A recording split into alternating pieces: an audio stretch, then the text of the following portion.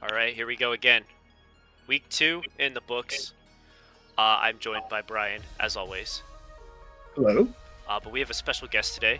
Corey, say hi. Yo, what's up? So he is here, our special guest of the week. We're going to talk about his set versus Adam first, and then he will join us as we go through all the sets from the week. Unfortunately, we only have 8 to go over because one set was forwarded because Jordan was on vacation. Yeah, I hope she enjoyed that because when she comes back, I expect nothing but a gigantic win in the most hype set. Yeah, something like that.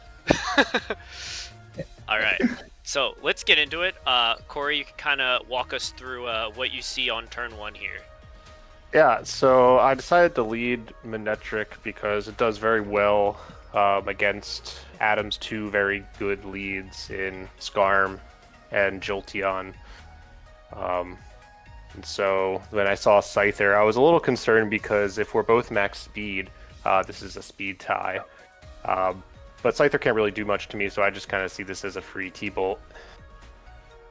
Yeah, for sure, because it's like, what, if it's like banded HP ground, I think that would probably kill you. Yeah, I'm not sure. I would have to do the calc, but then if he's HP ground, then I'm not banded HP ground, then it's relatively easy switches. So yeah. I feel pretty comfortable in staying in and T-bolting here. Yeah, for sure. I mean, exactly obviously Adam's got to get out of there because he doesn't want to lose his guy turn 1. Yeah, and I see Dwayne and switch into Celebi. It's pretty free. Dwayne was a real problem for my team just because he's so fat. Yeah. And then I see HP Bug do 60%, and then I'm starting to sweat. That's not HP Bug. That is not HP Bug. That's right. That's right. I believe it's flying. Yeah. Even so, look at that damage on the Celebi. That's ridiculous. Yeah, this guy's really strong. But like, you're gonna get all that HP back anyway, so like you can actually live another one maybe. And then I like that Skarm comes in. It's a really good double from both of you. But Adam's able to start to get spikes pressure, which is huge, and then a great toxic on the switch, knowing that Missy, like, that Thunderbolt is bouncing off. Right. Like that is the way to play that Skarmy right there, for sure. Yeah, and that T-Bolt into Joel. I almost T-waved in that, and you see me do that here. With the new information that we all learned this week that Jolteon can get Thunder Waved. Yeah. That makes the trio trapping a lot better. Yeah, it definitely makes Jolteon a lot less scary to deal with in our draft format, but like, it's still really good because it's so fast and like it just subs and then it's like, okay, what do you do? Right, yeah, so that's what we heard from Adam at the end of this set. He's like, oh, I gotta start bringing sub Jolt more often, which is true. Yeah, it's so good. And then even Paralyzed, like, Regirock is just going to put on so much pressure to everything. Yeah, it's just so fat, and that just bounces off to 16%, and that does 53. Yeah, like, that's a 2-hit on Misdreavus. I don't know your spread on your Misdreavus, but, like, that's way too much. Speaking of way too much, that crit rock slide doing 66 to Omastar. There goes my switch in. But thank God he sacked that, because if he didn't sack Reggie there, it was going to be a much harder game. Yeah. Because, like, we do know that Adam has Blastoise. We'll see him later. But Blastoise is an absolutely free switch-in right there. Yeah. Like, 0 repercussions at all. Yeah, even if he spikes up that turn, like, you still get... you get the pressure to kill Omastar. If he spikes, he's gone, and then you get the Rapid Spin. That's your use to so low HP. You can just kill that as well. Turns out to... It was a nice board position, for sure. Yeah. And even with, like, the Pain Split, like, healing back up to half... Getting that Thunder Wave on Jolteon just kind of shuts down all of Adam's pressure that he can apply. Just because now, if Jolteon gets a kill on anything, Doug is coming in, and that's it. It's done. You don't have to worry about it anymore. Right. Yeah, so that was huge. He didn't know I had T-Wave on Missy. It's not a very common move to see on Missy, I think. So here I come. But that was a great double, too. That was a great double by Adam. Adam was kind of saucing me this game. I'm not going to lie. Yeah. I think going for Toxic was a little, I'd say a little greedy, because you could You should have gotten another spike up, I think. You can either get up another spike, or you can start phasing, because you know Doug's got to get out of there. Yeah. So you could start to rack up spikes damage on Manectric, which has been your switch-in consistently. or even like Celebi coming in, you roar out, and it's like, what if you get Doug again? Then all of a sudden, Right. Doug is taking more chip damage, and now it's like an even tougher position to be in because you got to make the same play again. You're kind of stuck in the loop.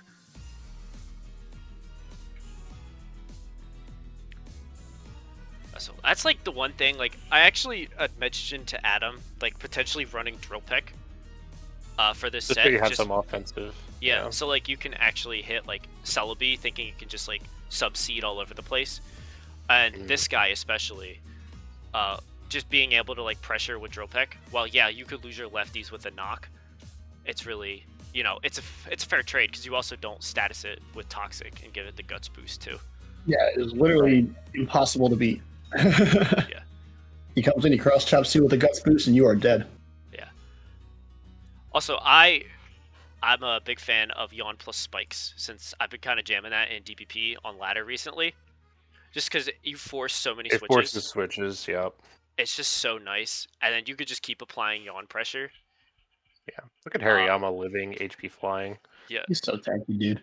It's unreal. Yeah. Hariyama is great. It's not the physical beacon of, a massive attack stat, but this is a banded swallow hitting HP flying. Like, it's pretty hard. Yeah, and what's even crazier is, like, you would think, like, Swallow would have, like, it's got a beak, maybe Drill Peck or something. No, HP Flying is its best stab. Flying type stab, I should say, because it does have return. But Right. still, it's like, but if you want to run, like, HP Ground, which would have been really helpful for Omastar, if it was around, it's kind of like the best switch in. Yeah. Oh, yeah, we'll see that in the next couple games. Yeah. And then, Swallow just kind of goes down here. It doesn't really accomplish anything, which is a shame.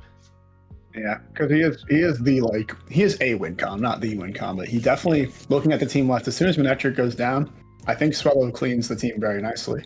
And you get that Spikes residual support up. It is something that can work. Yeah, so can you pause this here? Yeah.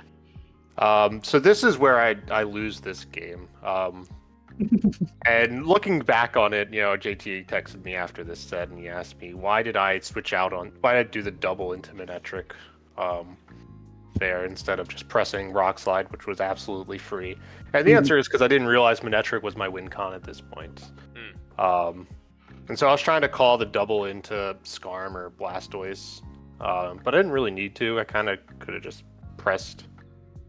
But anyway, so I make a pointless double there, and I get crit, and Manectric dies. I don't know if that crit mattered. Probably didn't. Probably not.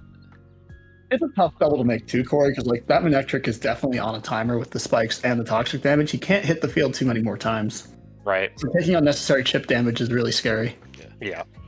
Like, if you'd gotten that double correctly, it's like, yeah, you would put pressure on Skarm and Blastoise, but, like, say he had went Skarm, all he has to do is drop a Protect, and then you just lost another 12%, and then he could go into Jolteon, and you're basically done at that point. Yeah, so this set was pretty much over, but this just put the nail in the coffin. Yeah, so of course for this game. We'll go through it all, and this time, Adam, I guess, just stays in and, kind of makes this a little bit more interesting. Yeah, because that site they're having the Earthquake immunity and actual attack was quite convenient to help beat Doug Trio, so stacking it wasn't, in my opinion, the play. Yeah, no, definitely but not. we do have Mr. Stoice putting in a lot of work right here, living that Thunderbolt, too. This is not like a defensive Stoice. He is pretty much all offensive. He is 252 modest, yes. Yeah. And then Adam makes the good play. This is another instance where, like, yeah, if you had Drill Peck, but, like, it is hard to fit for sure. Because it's like, you want all these support moves. You want to be able to spread toxic damage around, and phase everyone around. But, sometimes you just kind of got to deal with it and know that, like, Celebi will just kind of sit there forever. And Corey, have you revealed all 4 of your moves at this point? I think so. Not yet. Not yet. No. So my last is Giga Drain. I don't know if we'll see it in this. But Selby comes back, but I'm gonna be too chipped. He just has to go Skarm and Toxic me. And... Alright, but he stays in here, and that is a little bit of a mistake, but he might be just willing to sack his, like an odd play he could do is just sack the Jolteon and get the Toxic with Skarm. But I think he makes the better play of going right into Skarm here. That was a huge crit, because it's definitely made this huge. a lot Yeah. better. Yeah. But I think going But for he Leech, just has enough protects to. like if you'd gone for Leech there, like you might have been able to kind of stall this out for a little bit, but at the end of the day, Skarmory's gonna do what Skarmory does, and he does kind of win the He sack gets war. the double protect. Yeah, just stalling it out. Where Gets did enough Paul HP start? back. There's the I fourth. Giga Drain there. Yeah, nice call. Which was kind of cool, but I just don't have enough in me to get through because I can't kill this thing in Right, one. like good on Adam for keeping the thing alive because he did need to get Yeah. that extra damage up for sure. Yeah, that's like a good understanding of board position too, and also understanding maybe my original plan was just to let Jolteon go down. Yeah, who cares? Whatever. I don't really think it's gonna help me. But if he had done that, Corey, you probably would have brought this game back and won it. Yeah, he played the end game very well. Yeah, for sure. So we'll go on to game 2, and we will see how both players adapt. So we see the same leads, right? And then this kind of plays out the same way. Same turn 1. You ever feel It's like unfortunately his you're only living real your good life on switching. Yeah, me now realizing that I can't bring in Missy or really anyone except for this guy into Dwayne. I get the crit here, which is huge. That was huge. That definitely mattered. For sure. Which made my life was so much easier not having to deal with Reggie. And so now I realize, oh yeah, I can go Omastar instead of sacking all of my HP on Hariyama. I make a bad play here and press Rain Dance. And so this Omastar has Hidden Power Electric, which is strong enough to Oko Swellow. Wow. And I did that expressly so I could chip Swellow, or I could threaten HP Electric and chip Blastoise on the switch. I like that. I should play. have proceeded there, but that's Yeah, for fine. sure. Just kind of because we went through these turns pretty quick. Adam then positioning Skarmory to get up spikes on either you having to switch. Mm-hmm. I think that was a really good play on his part, because it's like if you had stayed in hindsight and go for Leech, it's pretty free if you're willing to go to bed. Right. But I mean, there's Sylvia's natural cure, so it's pretty low cost for me to go to bed. Right, but at the same time, it's a good Skarmory switch in from Adam because if you were to bring in Manectric that turn and he would have hit Surf or something, it just explodes. Exactly. And nothing else on the It's team a can take random it. Yeah. I liked it. Yeah, But sure. having Selby as your sleep absorber is perfect. It's super Yeah, nice. it's very nice. I should have T-waved here because I knew he was coming in, but I wanted to keep him honest. For sure. And then he goes back, gets Scar impaired, which I don't know. which is because questionable. Now we're just He's playing the stuck in a swap game. bad situation. He knows he can't. Yeah. Yeah, And that's then this right. was very bad here. He should never let me T-wave this thing. Yeah. Looking at the rest of his team here with Regirock gone, the only maybe viable Mon that he could get Thunderwaved is Scyther, but nothing can switch in. There's 4 Mons that eat a Thunderbolt and a Jolteon who eats a Thunderwave. It's there's basically no answer. No, yeah, he would have to go. Yeah, there's Manectric just kind of crashes this team once Regirock goes down. Right. Yeah. And there's It's just, Electric. the thing with Skarm, and me having him too, is Electric is already one of the hardest types to deal with. Yeah. And even something like Manectric, which isn't really known for ripping teams apart, just not having that neutral switch in is what do you do? Mm-hmm.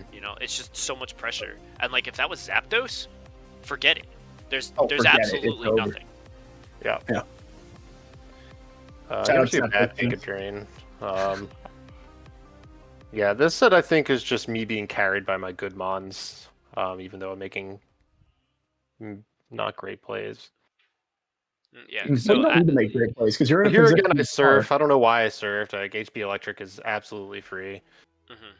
There it comes out. Yeah. That crit probably mattered. I don't think so. Omastar's a beast. yeah, but even then, it doesn't matter that much. Yeah. Yeah. I think Corey, you can make almost all the wrong plays here.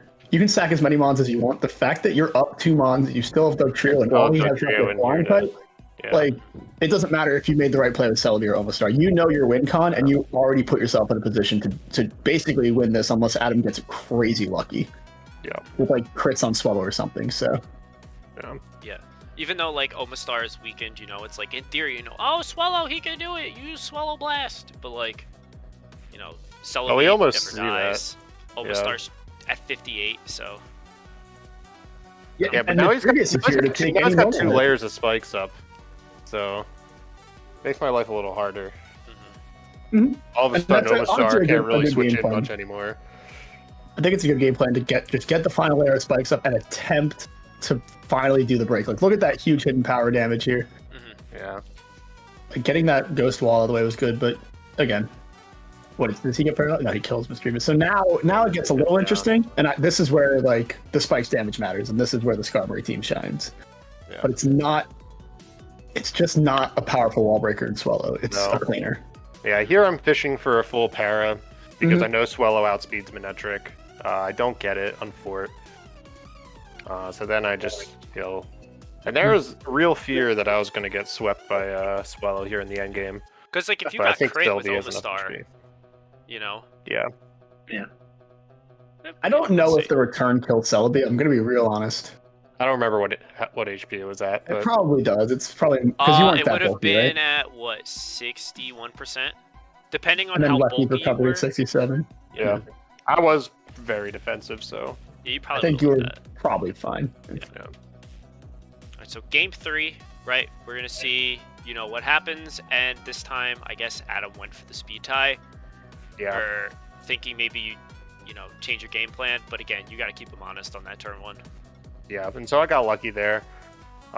Unlucky there on the missed cross chop, but he blows up, and I don't think he realized how important Dwayne was for his team. Yeah. Yeah. I know these Adam first was three very turns afraid. are not Adam's finest. Yeah, he was very afraid of Hariyama. Which is fair. He's a very scary guy. Yeah. And he's Like- a lot scarier when Scyther's dead. Yeah. Yeah. So, like, I get it, but, like, it still doesn't. The first 2 turns don't make a lot of sense to me. It's Yeah. just not a winning condition that you have, because now Corey's in the zone. You got your T-Wave here Yeah. guaranteed. And now Jolteon's And again, he gone. should not have done this. Yeah, so it's just like, Celebi. I feel like we kind of see the wheels fall off on Adam's cart here. Yeah. Just because, like, he was so close. Like, that first game, he played that masterfully. And then he kind of, I guess, got a little complacent in that second game and kind of started to lose it. He lost Regirock early, and he saw, wow, I can't let that happen. But then willingly blowing up at full HP, it's not the way to do it. You can't really follow up, you know, understanding this is my win condition. If I keep Regirock healthy, I have a chance to win the third game. Blowing up doesn't give you that opportunity, because now all of a sudden you're just going to get swamped by Manectric again. Yeah, and he has to make the plays of either hitting Roar or hitting Baton Pass if he has it to try and get the Stug Trio, because he is just unable to, as soon as something goes down, even like Corey, you can even sack, you could sack this Manectric and Jolteon's dead. I mean, you shouldn't, but you could. Yeah. I was hoping he would Then I HP get out him. here. I was I really was thinking- afraid of it, but I still think that was the right pick, because the Manectric's actually still very important for my team. Yeah. Almost I got to come Especially in. with this guy. Yeah. Yeah. Does your Omastar have Shell Armor as an ability, out of curiosity? What's his? No, he's Swift Swim. Remember, Okay. I pressed Rain Dance.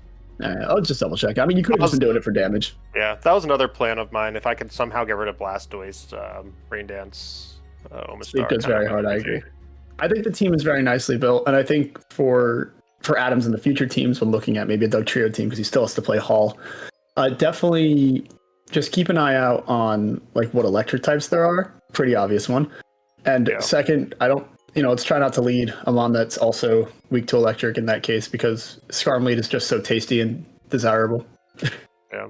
Because there is something about just spikes that's Yeah. very appealing.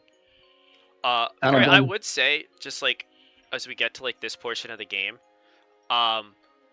Omastar is like no longer a swallow check. No, now it's not. Yeah. And I really like Adam kind of recognizing like, oh shit, wait, hold on. I'm still in this game despite, you know, losing Regirock and not playing my Jolteon as best as possible. And now like making that play to Skarm, it's like, okay, let me start to get some spikes damage up. You know, let me spread some toxics. Let me try to get some more chip and put everything into swallow range. So now he's really leaning into that last ditch game plan which is looking Yeah. like it could possibly. Yeah, no, I'm not out of the woods by any means yet. Yeah, if this Mischievous goes down, he gets to spam return or drill pack like insane amounts of times due to the spikes damage, and it's a nice plan to have. Yeah. Do you sack your Raikou here? Oh no, you're just calling out a protect. Yeah. That's a good. So now that's I a good get switch. so now I get a kill, which is nice. Mhm. Which, yeah, that protect doesn't really matter because like all it's doing is give me lefties, but like Swellow's gonna come in and revenge anyway. Mhm. I think I sacked Doug here, right? He's very useless, so Yeah, I yeah, think you that's don't probably a need him. Yeah, great he play. doesn't do anything, so I say goodbye Reveal to him. Hidden Power Flying, which I think is the right play here. Yeah, we have seen that. So he locks into HP flying. I believe he would live a Thunderbolt from Mischievous, if I'm not mistaken. It did, He yeah. does. So now I'm like shit my pants. Yeah, because like Thunderwave, I think was definitely the play there. Yeah, I don't know why I pressed T-Bolt. I remember after I did it, I'm like, fuck, I should have T-waved. I mean, mentally, it's hard to be like, oh my gosh, I'm giving him guts, but he is. Oh, I didn't remember. Only He able to meant go to set the fast spikes at this Check. point. Did your actually die on Spike Sentry? No, it did not. No. No, I lived. Yeah, Yeah, so I then it was should've definitely T-waving to win the game moment for sure. Yeah. Yeah, and Adam Um, definitely got. I think that was very greedy HP flying. It worked out for him, but like Yeah. going back to Skarmory is just for the sack. Like sometimes you gotta do it. You know, it's Yeah. like, and if you did go for T-Wave, you'll get one more.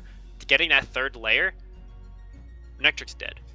You are very true. That Metric dies on entry then. Yeah.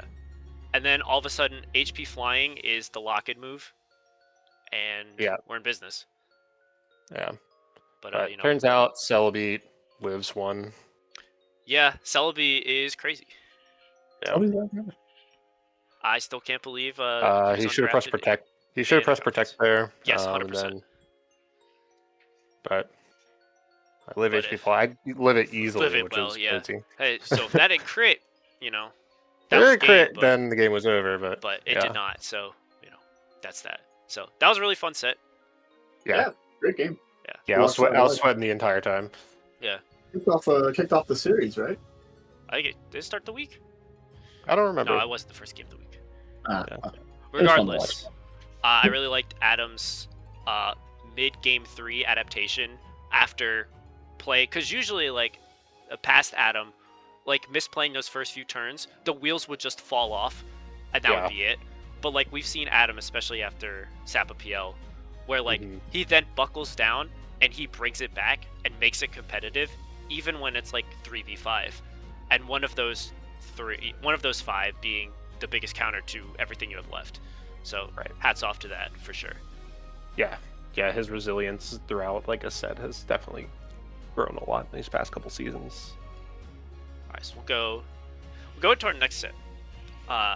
So this is Hall versus Joel. So we're gonna see some more Doug Trio gameplay, and our leads are Gengar and Jinx, which is very Gen 1 like. Yeah, we're playing Gen 1 now? Yeah. So Jinx lead, obviously we're thinking sleep. You know, I could probably live Gengar Fire Punch.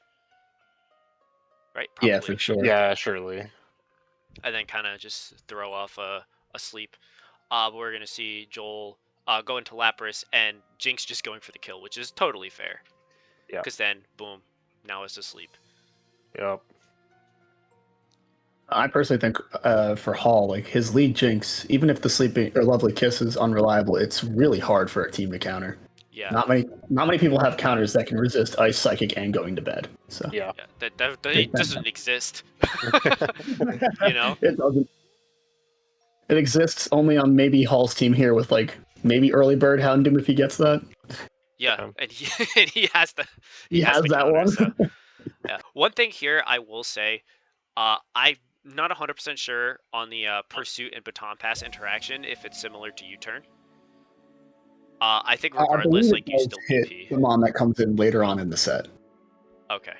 Yeah. So if he Baton passed, he would have gotten the Baton Pass out first. It then comes in and would get the sub here. So I also don't know why he didn't Baton Pass this turn, because it is a safe enough Baton Pass instead of Pursuiting.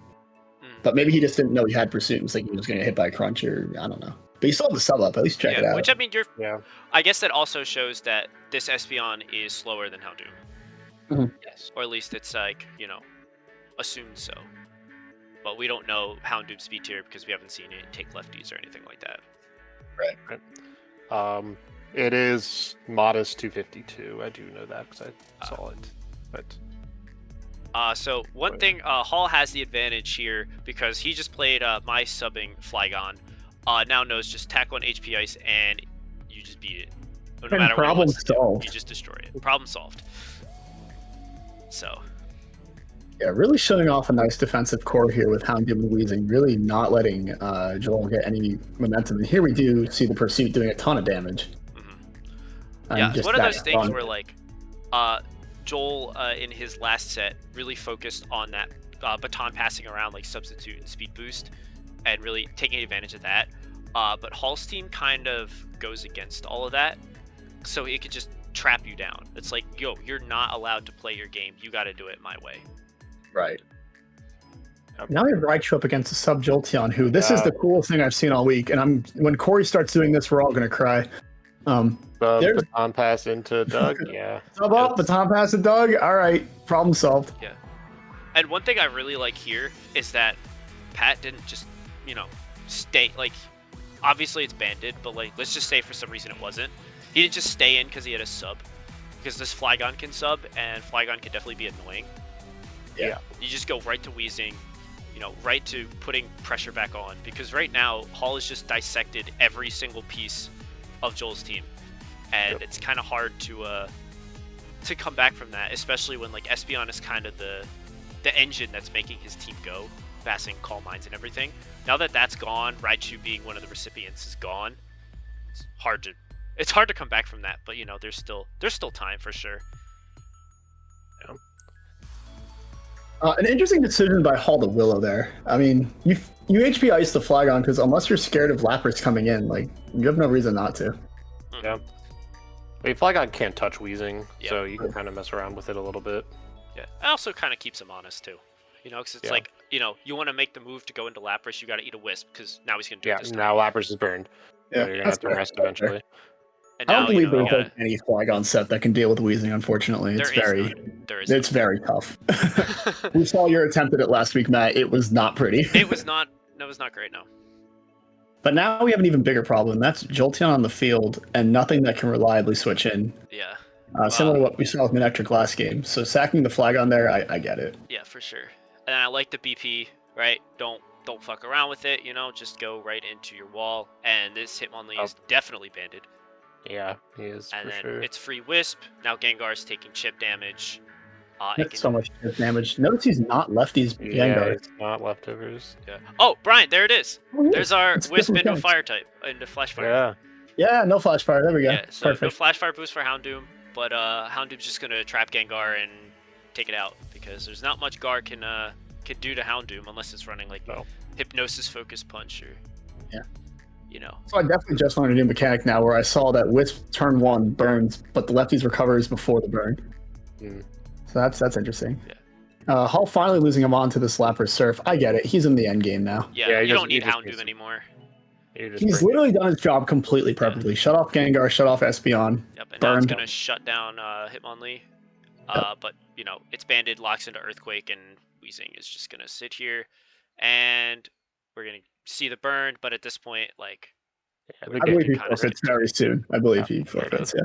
that's that. So we'll see how Joel adapts in game 2. Right, we'll kind of, is Pat going to change anything? He just goes right for sleep, and I think that's definitely the correct play. Because now it's Jolteon gaming. Right, and this Jolteon gets a free sub. And And you Flygon have does to not break it. really switch in unless No, you're it does expected to not. live it, and then you still die. Yeah. So Seeing I the power of a good Oh. baton pass team here. So that turn right there, I don't understand. Oh yeah, let's talk about this turn. This one's important. Actually, I want to go back right Yeah. here. When you're a Jolteon behind a sub, he didn't have to BP there. He could have just T-bolted twice and Hitmonlee dies. Yeah. But also, He has no T-bolt switch in anymore. yeah, Flygon is dead. when he did go into Doug Trio, right? The next turn, he can still recover this because either A, switch out, or B, you actually hit Earthquake here, not Aerial Ace, because it's way stronger. Yeah. Or you just go into Weezing, who is immune to Earthquake, and then you have Right. Weezing behind a sub. Yeah, there's just a lot of options here, and sacking Doug Trio is not the one, not but the that's right okay. one. So he thought that Doug would kill because he watched me crit Earthquake on Hitmonlee last week. That's funny. That is funny. But that crit mattered, turns out. Who'd have thunk? Well, I believe the Earthquake actually does kill. It's about 30 base power stronger than the air release, so. Yeah.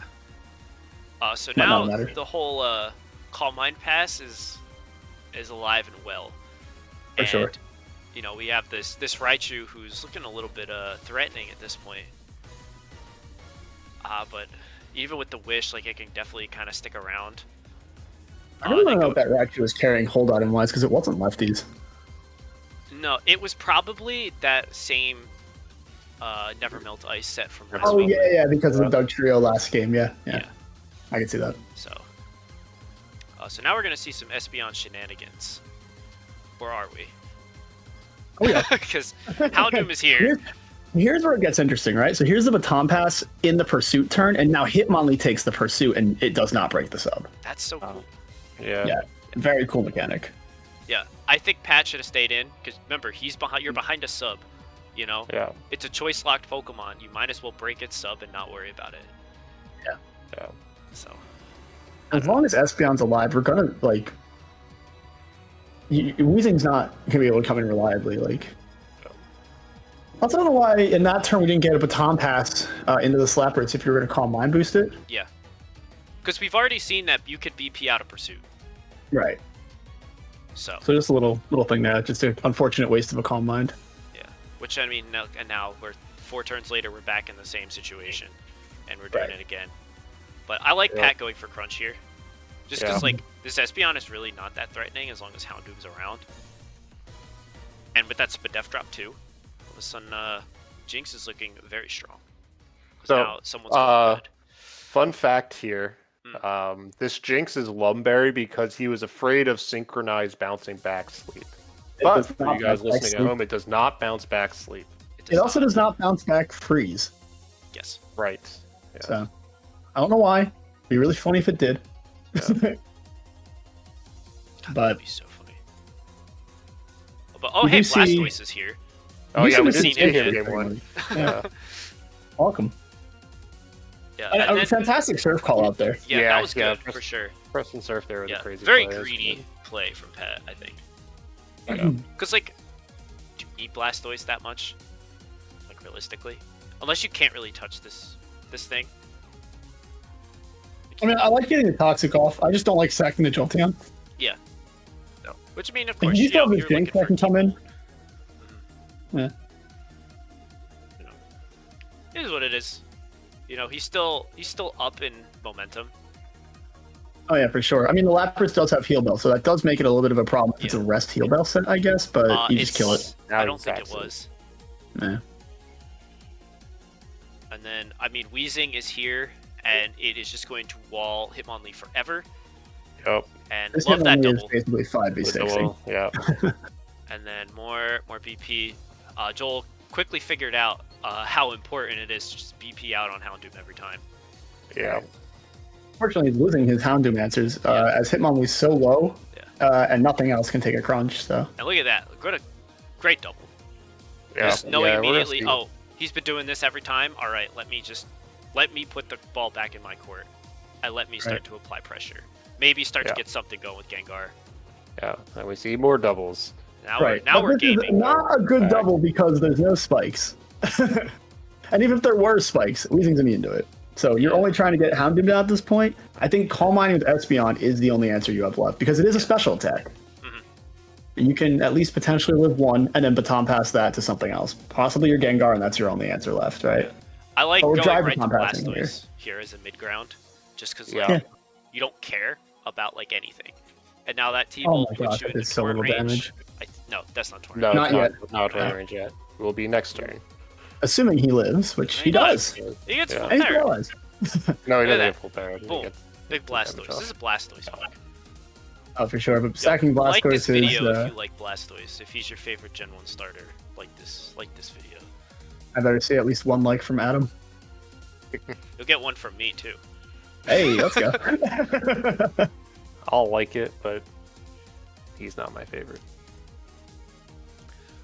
and at this point, like it's kind of curtains because now you drop the wisp, right?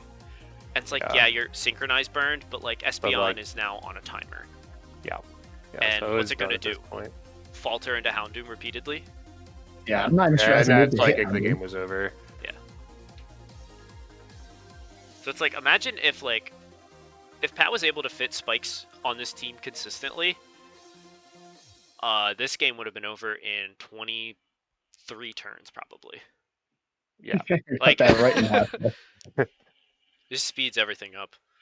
And then, also, back to Weezing. Shouts to Hitmonlee, or shouts to Weezing for taking on Hitmonlee like at least 10 different times. Yeah. Shout out to Hitmonlee for actually beating it though. Yeah, Hitmonlee finally gets it. Yeah. Rock Slide was definitely the move of choice there. Yeah. Paul was afraid that he just lost because he thought Hitmonlee was going to be faster than both of his Mons. But it turns out both were faster. Oh yeah, that could be the case if he's running Modest, yeah. True. And then at that point, if you're afraid, like, let Houndoom go down because you died a Mach Punch anyway. And then you could bring in Weezing for free, and as long as you don't get flinched, you get a kill. Yeah. So, that's that set. So, now, THT versus Dante. This is a funny set. Best set of the week, hands down.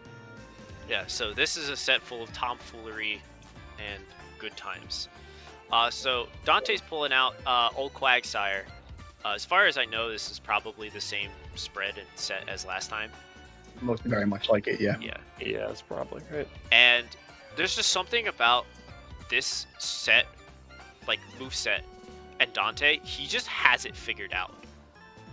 Like, once he gets in that groove, I feel like he is just unstoppable with this Pokemon. And it's really funny, because it's just Quagsire. He's definitely a guy.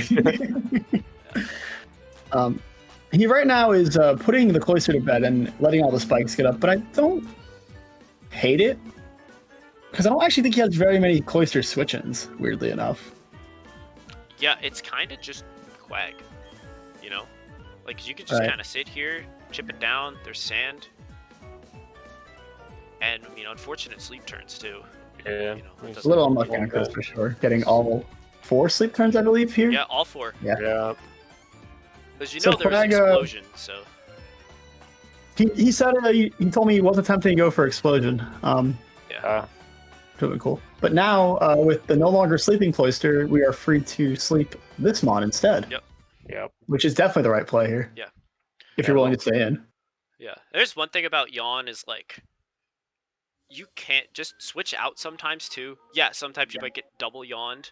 But there's no spikes up, so it's like you're not really under that much pressure at the moment. Right. And you kind of want to not just let all your Pokemon lose to Quagsire. It's turn 10, you haven't even seen the rest of his team. Hell, you haven't even done damage yet. Nope. You You've gotten up 3 layers of spikes, that's it. Yep. I do think this Mon here is the right Mon to beat this Quagsire. When I looked at Chris's team afterwards, this is the only Quagsire answer.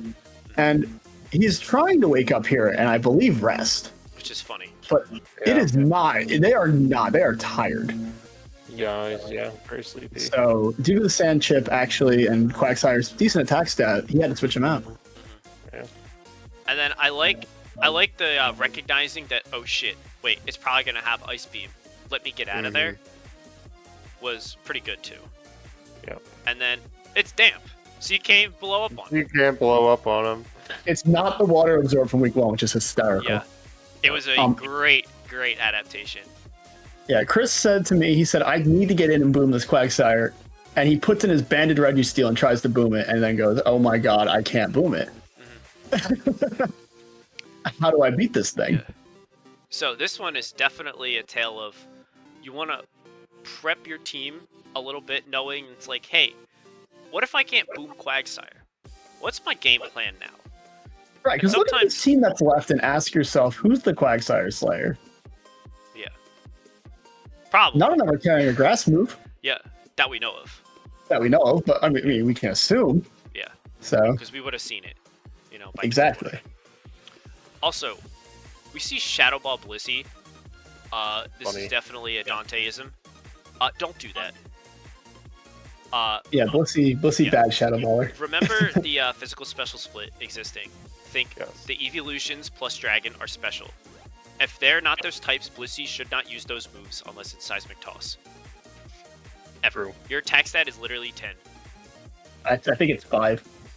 I thought Chansey was 5, Blissey was 10. Hold on, you might be right. Hold on, wait. Did we get a double attack stat boost? I'm checking this. Anyway, we're gonna kind of let this play because, we're Oh, gonna it is see 10. Let's go, Blissey. that Sky uppercut miss was very unfortunate. Yeah, no, Dante's Yeah, getting a that's lot good. of luck so far this set, along Yeah. with Chris not having the answers. Because now this Blaziken is paralyzed, which is huge, but Yeah. you do need to get out of there. You can't keep the Blissey and the Blaziken. That's just like typing matchup alone. That's something you just don't do. And we've seen this from both Blissey players this year, leaving them in on big physical attackers. Yeah, don't do that. If you're prepping your team worth a damn, you have Blissey, they're gonna run very strong fighting moves, and you gotta recognize that you have to run and you wall special attackers. Right, and here's like, especially on Dante's team, he has a lot of really good fighting switch-ins with Weezing and even Moltres. Yeah. Moltres, like, I did really like... Okay, let me say I kind of like it. The idea of, oh, hey, fighting move, maybe it's, choice banded, we know it's not, but like, let's just say, hypothetically, right, it's full HP, no sand. Going Venusaur thinking it's banded is fine. But Moltres is always the play because spikes are up. So now you just took 25% on your Venusaur for no reason. Right. And he did miss the Fire Blast, which was pretty convenient and nice. Yeah. And we might get a time to see it again here. Some Blazikens run Rock Slide. I do not believe this one has it. No, if he had it, he would have pressed it. Yeah, and we also see Roar without spikes, which Not good. Yeah. is not ideal because we're just gonna keep seeing it. And I mean, granted, he's getting the matchup he wants. Like, he's forcing switches, but at the same time, it's like, come on. Yeah, exactly. Like, you're not getting momentum from this. It's not like anyone's behind a sub, no spikes. Good switch in by Chris, looking very, very good against Alakazam, even while asleep. Even though we're seeing more fire punches for some reason. Yeah, don't understand that. Well, we don't see the Alakazam item, so there is a non-0% chance that it is Always banded banned. with I Trick. think it's also banded with Trick. Just for It could blinking very at well this. be, but we don't know because he's We don't dead now. Yeah. Yeah. Let me see. I like the leech seed idea. Just it's unfortunate because there's 3 layers of spikes, and that's kind of, very unfortunate. That's good shadow balling. Lovely That's Shadow Ball. good. We And love Chris that. staying in here knowing that he can just break this Weezing, the Slowking's dead effectively, right? Mhm. Leech Seed and drop. So I don't hate that. Yeah. It is probably his only Weezing answer. Yeah. And we see Thunder, which Thunder. In the It's very wait, hold funny. on. It's Thunder in the Sand. Does that make it 50? no, it's still 70. Okay, good. Yeah. Because I know I could tell just by looking. Chris, make your own sense. It's time. You're a big boy now. Don't worry. You sent come me a to the message, I lab. think, not even 10 minutes ago asking, I think I want some help this week. I don't want a repeat of this set. Come to the lab. We'll teach you how to build unique teams.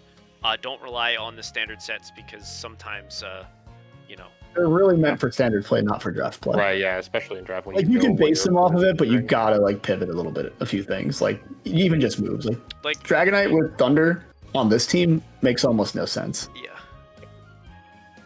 So we're gonna speed this game up. Well, let's talk about the end con here, right? Yeah. So Chris's end con is to obviously just try and break this Quag, Mhm. and something has to either go to bed to do that, and then he has to play around Earthquake, Ice Beam because every single mon is weak to Earthquake or Ice Beam. And in this case for Dragonite, he is dead at an Ice Beam. Yeah. So either the win con is either break this thing with a good move, which you don't have, or stall out all of the Earthquakes and or Ice Beams, Yeah. which Alright. is unfortunately what is starting to happen here. Yeah. We also have a reminder of Sleep Clause because this keeps coming up. I don't know why. It literally says if you open up a showdown game, right? You go up to the top. It literally will tell you all the clauses first in one. play. It is literally mean- the first one. I'll give 2 things, right? Dante definitely did not know about Sleep Clause. You are right. But 2, he does need to preserve PP on his Earthquake and Ice Beam here. So I do get using Yeah. Yawn even when it would when it would fail. 'Cause Right. that is a way to scout out things. Which is totally true, but I know I have a very good feeling that was just Oh. to put more people to bed. Oh, you know it was. We know this Yeah. was. So just want to kind of throw that out there. So And then there's the Ice Beam actually not killing Dragonite, which is huge, and Chris staying in when. and going for I y'all. mean, there's some weird plays happening here. So Yeah. we're gonna kind of skip some turns a little bit as we go. Right, we see Quag holds Oh, not on, killing. gets the KO on Reggie Steel, And now, gets the crit. yeah, that was big. The crit was big there because go back to the pause it here. Look at that Quagsire's PP, right?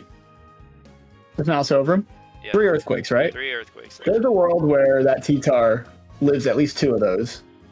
Like, he is so close to running out of earthquakes if that Dragonite just stalled out a few more that he could have just won based off of no earthquakes left. So having the crit there was very big.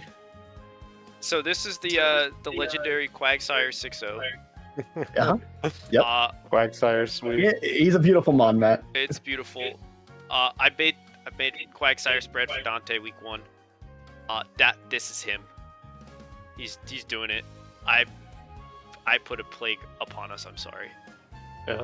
I don't know. Looking at like the early stages of that end game where he just kind of kept switching back and forth to I guess stall out PP. All you're really doing there is giving Quag lefties back. Yeah. Sometimes you just gotta hit him. Sometimes you just gotta swing. You have like 6 mons. You can break them down. The only mon that could have swung, though, unfortunately, was either Dragonite or Tyranitar. Registeel, because Blaziken died on entry and Tyranitar was asleep. He put the wrong mon to bed was the problem. Yeah. So it all started off after that. Like, you'll realize as these next 2 games go on, Chris figures out which mon should be put to sleep. And the Quagsire, while still actually doing very well, does not 6-0 the team. Yes. So I'm going right into game 2 here, just because Yeah. we're seeing a very similar start.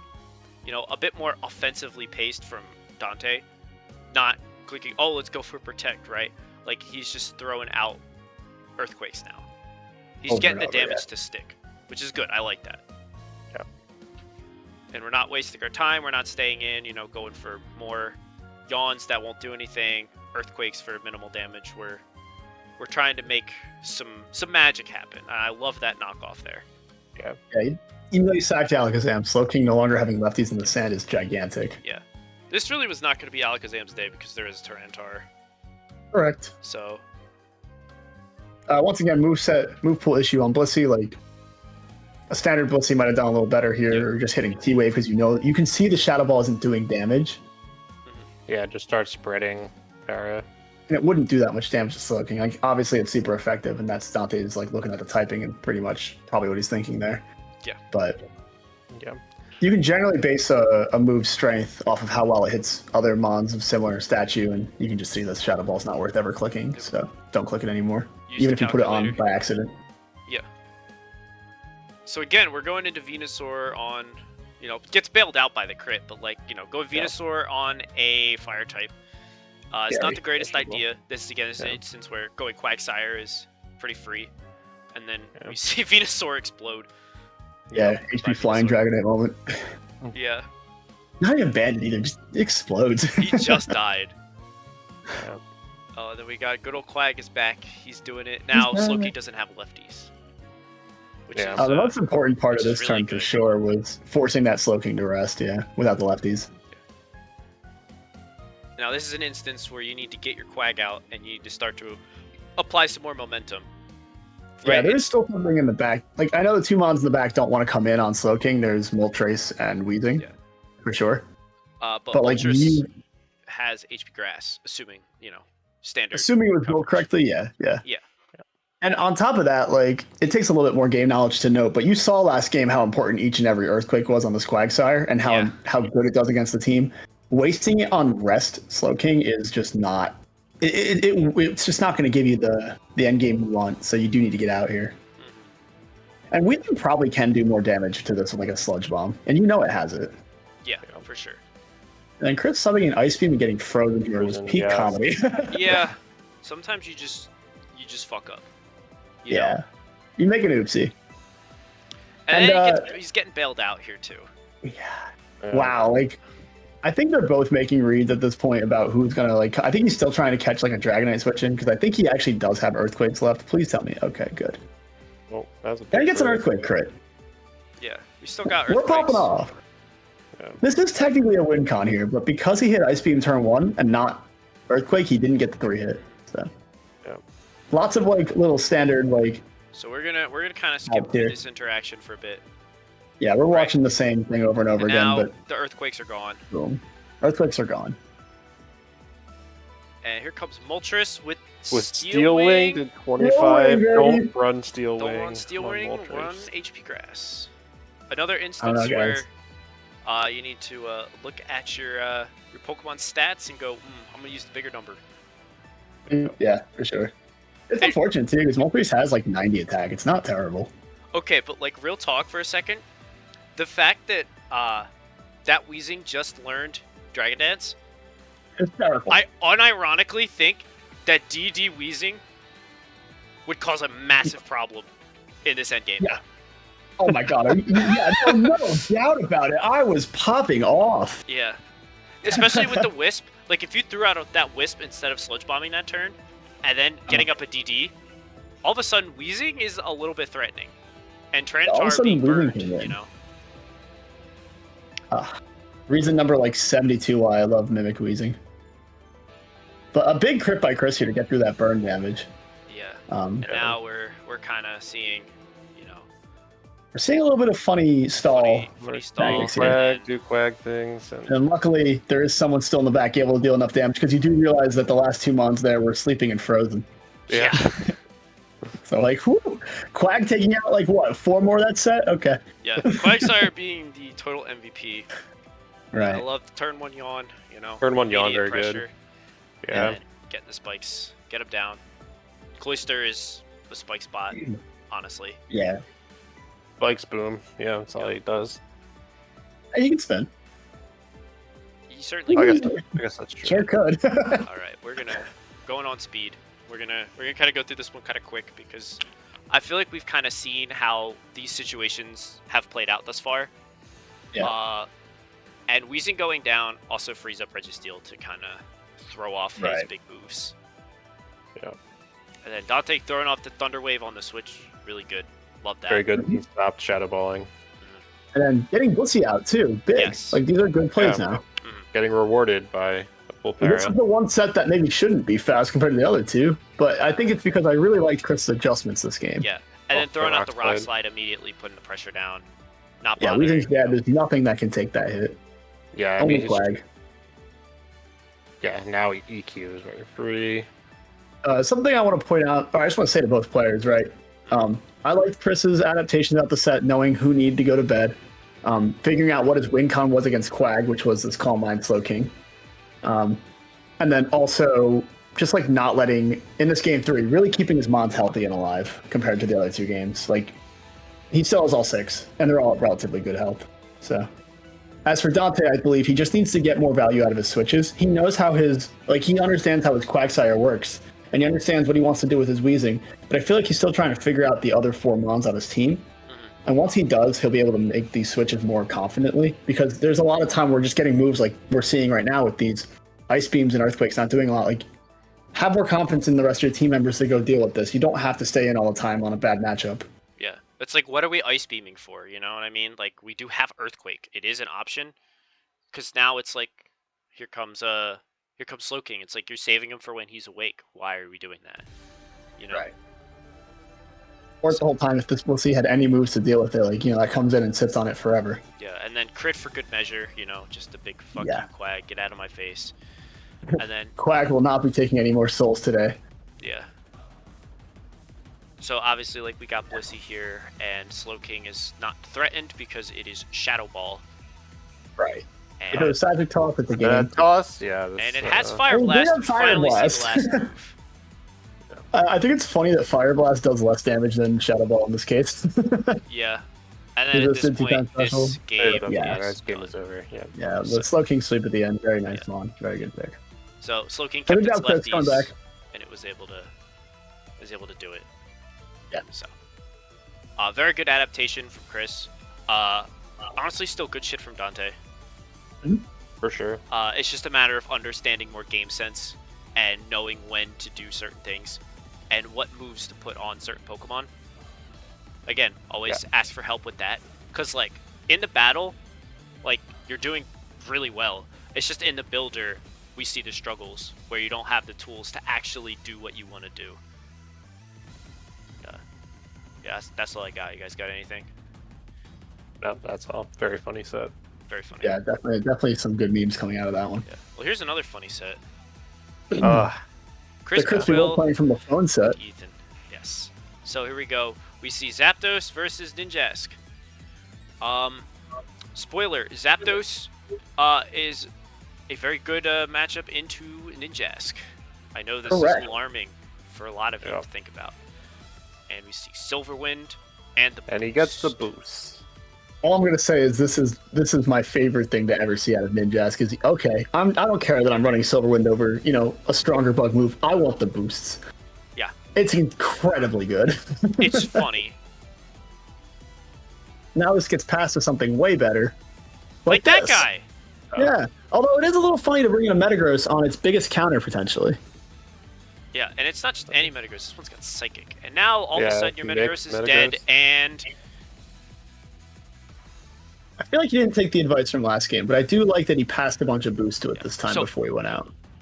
Look, given the situation, right? Yeah. Zapdos is very, very scary. Yeah. We're gonna find out Ethan has Lantern. You go and that Lantern. Is a much better pick for a Zapdos counter. Metagross. It's like, it's so funny. He's got all the speed, he's got all the boosts. That's Zapdos behind a sub. Yeah. You look in the calc, you see, oh, wow, 35% from Thunderbolt. That's a lot of damage. I can't really do anything to that except blow up and lose my Metagross. Like, is it a trade you're willing to make? Yeah, maybe. That's fair. But, like, you don't have to do that.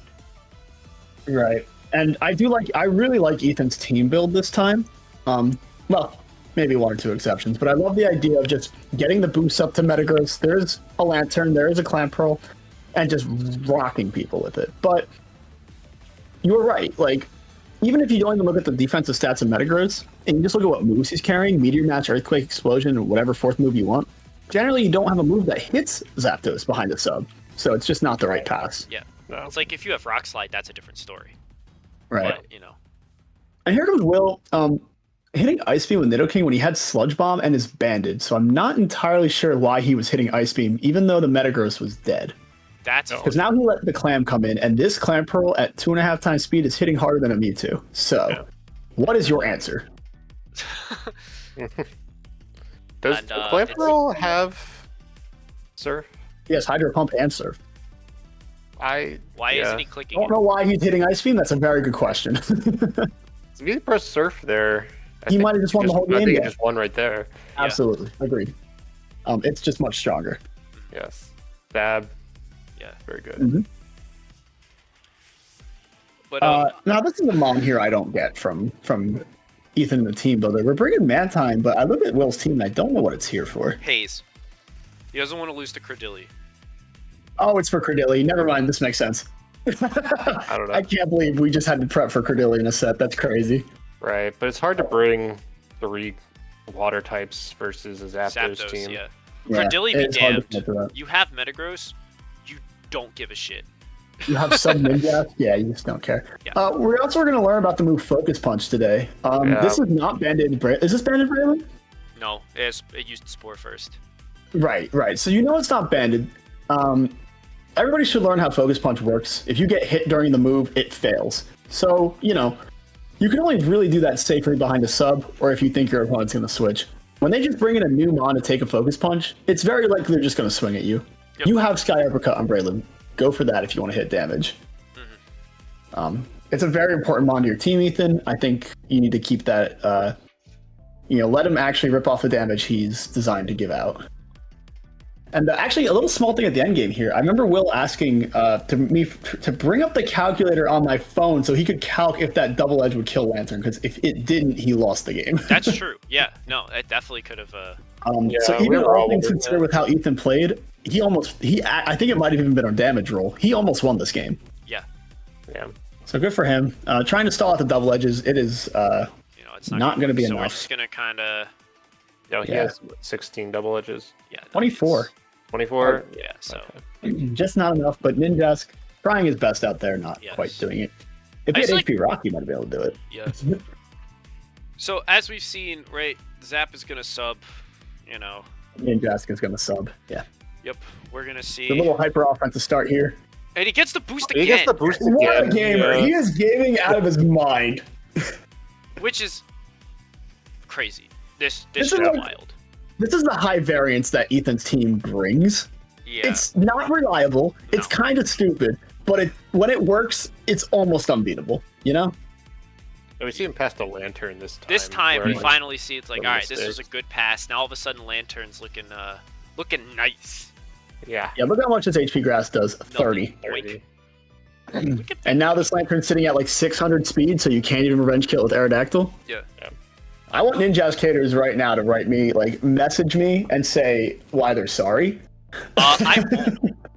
I won't. Okay, understandable. You can mail me at my address at. No. But the You only can, switch we'll have here email was me at Buff suckmynards@gmail.com. Ninjask. I don't like Ninjask. That's just me. Bring Ninjas back into UUBL at. Obviously, he's very gimmicky, and that's part of Ethan's team here. He does have a gimmick team. Yes. Um, Which, you know, what comes with the gimmick team is in draft, your opponent knows your you're gonna bring it. You know? But even so, like, look at how well he's managed to do the gimmick so far. It's just been like game knowledge misplays. If he was making the right plays, that was a game 1 win, no problem. Yeah. And even then, the rest talk lantern set Yeah, here. this set is right theoretically here could versus sweep the Will's whole team, game. fabulous. With all Yeah, the boosts and everything, fantastic it's team. great. Like, I think he does have. I think the way he built this team, while not super like, he has to get lucky, and that's very hard to do in a long game, right? Yeah, it's Like, hard you to be will stay- consistent with the lucky strategy and Yeah, so there we see just more game knowledge.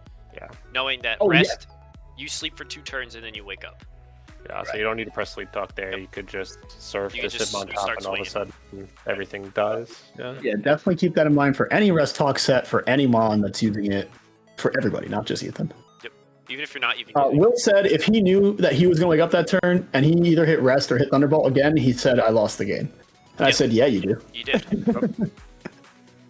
So again, game mechanics, like Ethan's team he's starting to get it, but there's a lot to learn, especially, he's new. Yeah. So, especially to old metagames that do stupid strategies like Baton Pass. Yeah. So that's one thing. It's like when it comes to like learning game knowledge, it's like, this is a draft format, right? And it's like it's kind of hard to be like, oh yeah, you'll do better when you know how the actual meta's played. But like Baton Pass in general is very, very gimmicky in Gen 3 OU. Like it has its place for sure. Like you can call my pass with Celebi, stuff like that. But like Ninjask Baton Pass is like awful. It's almost unseen now. It doesn't do anything. And it's hard to use, and it's just countered by so many things. Also, check out that surf not killing. I'm pretty sure that was a range. It's very sad. Yeah. Very But sad. it wasn't. He spent so many turns, letting Hitmontop get his HP back. Mhm. And Yeah, we see a complete sack of the yeah. Raylan to Zapdos for no reason. Yep. But he is running out of Zapdos answers, so I guess I get it. But what? He's gonna sub, and then you hit the sub, and then you have to do the focus punch. Mix up 4 or 5 more times because of lefties. It's just not worth it. And then we see, the psychic on Metagross, which is like it's funny.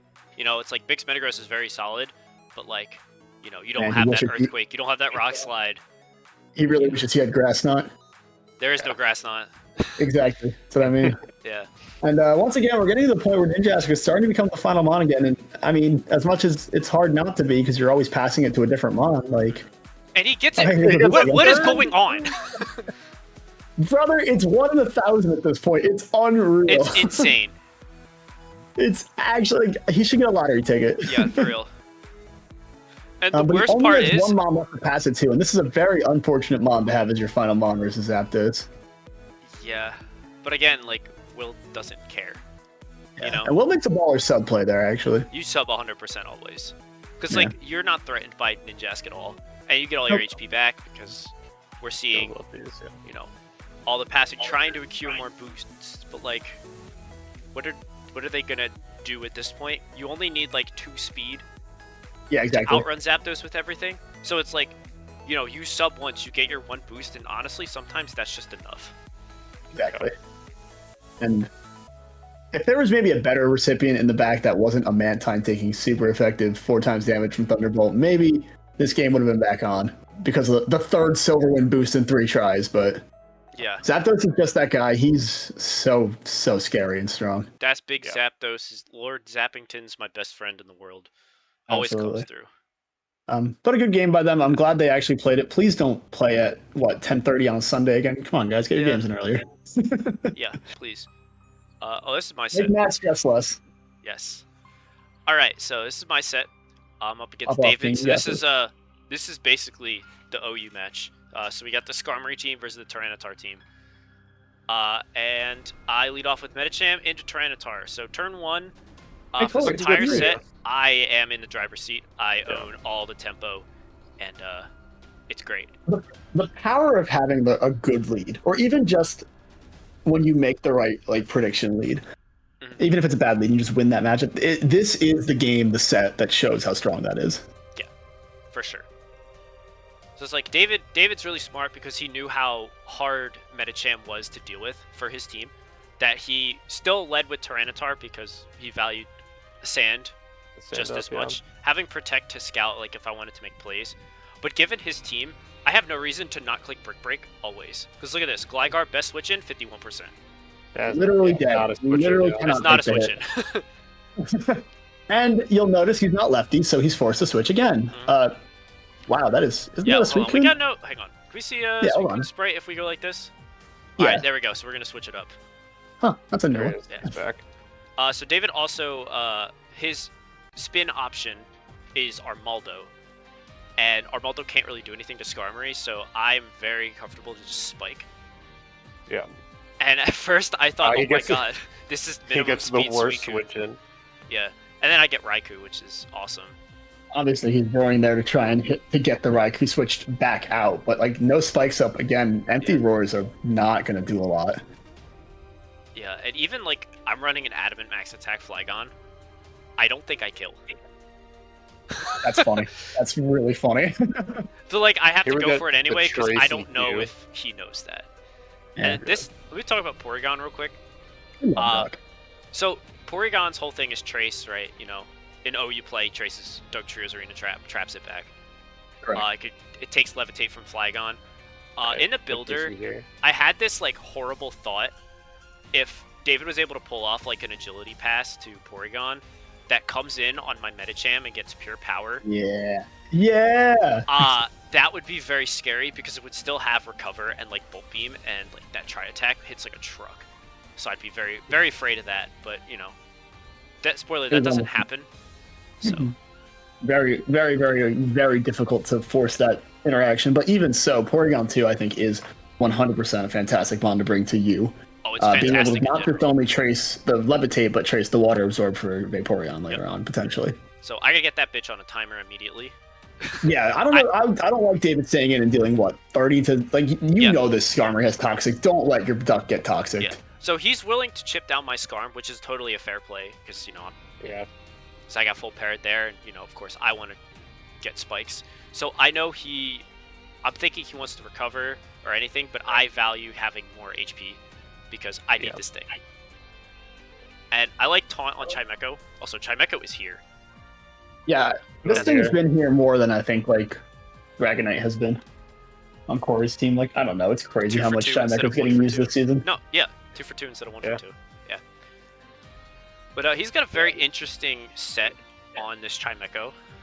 I kind of like it because it works as his cleric, so he gets rid of the toxic that I spread Right, so Duck consistently. is now kind of safe. And he also he'll show it soon.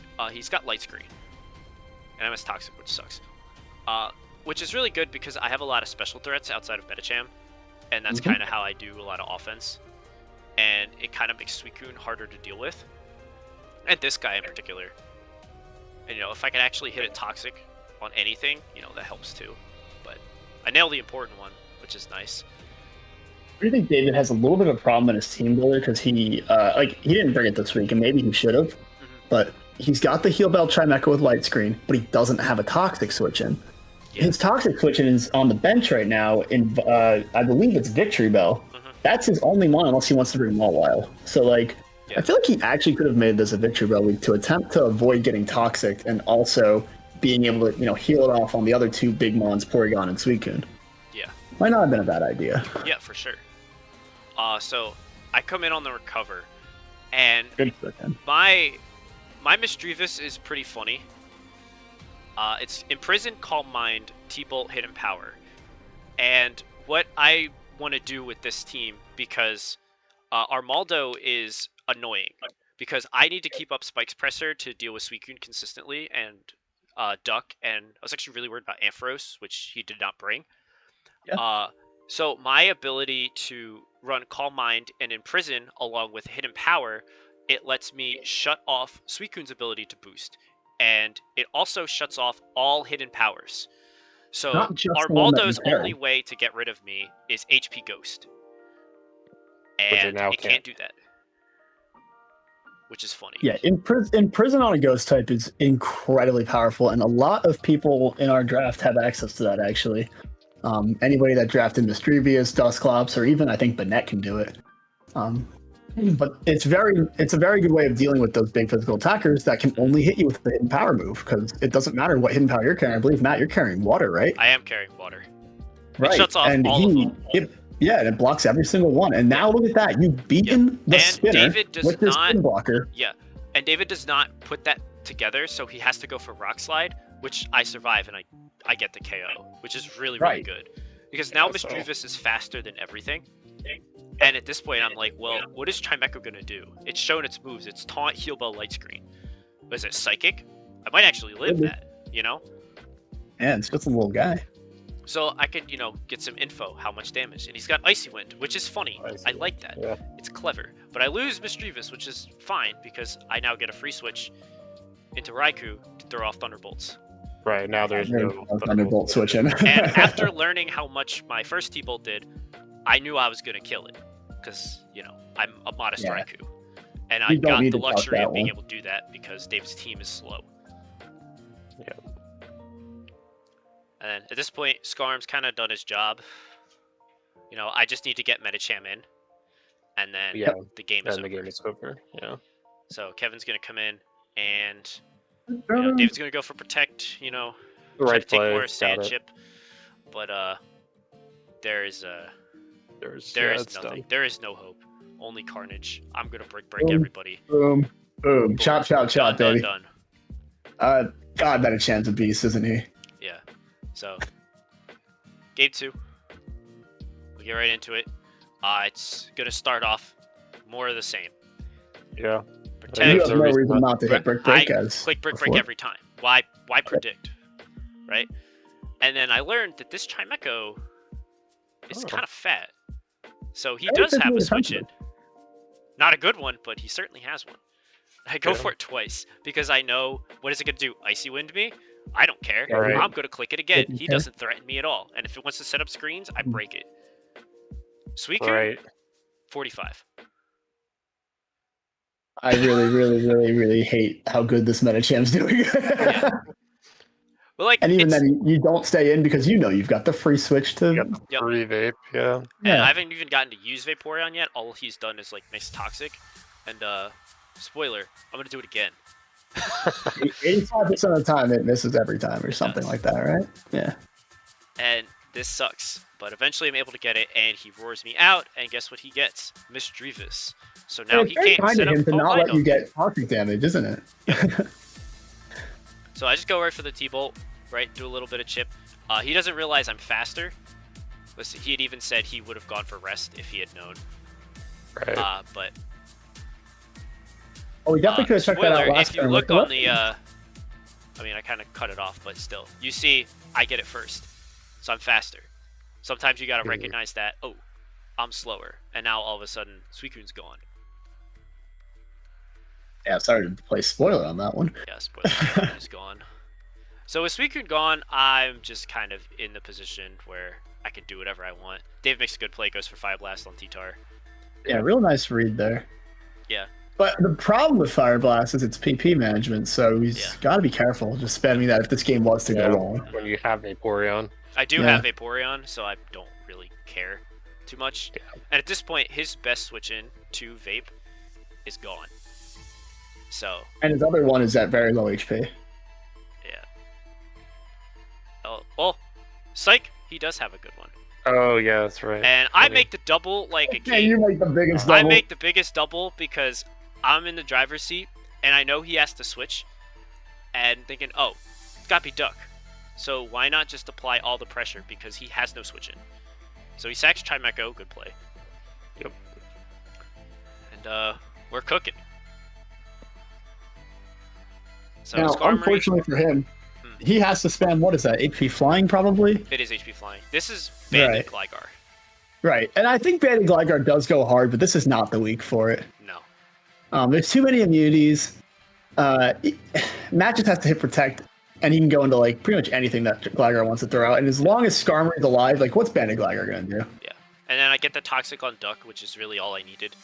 Yep, Heal Bell gone, Toxic Duck.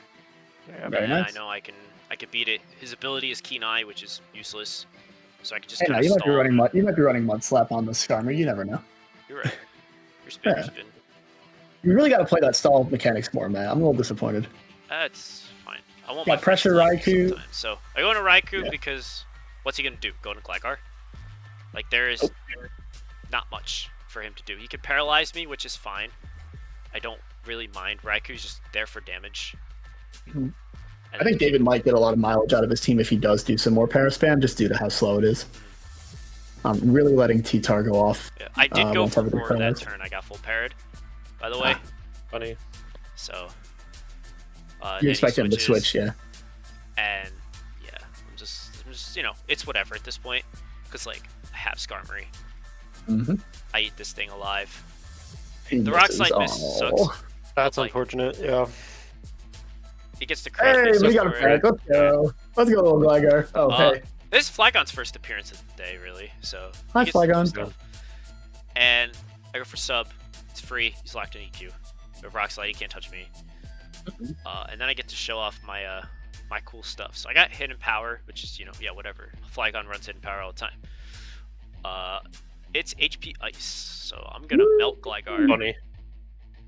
And it's real good because unlike Weezing, Gligar can be exploited by Correct. Flygon. So, Sure.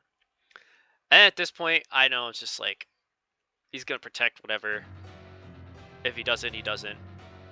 He shows me Ice Beam, and I just need to get some chip and then Brick break. win the game with Brick Break.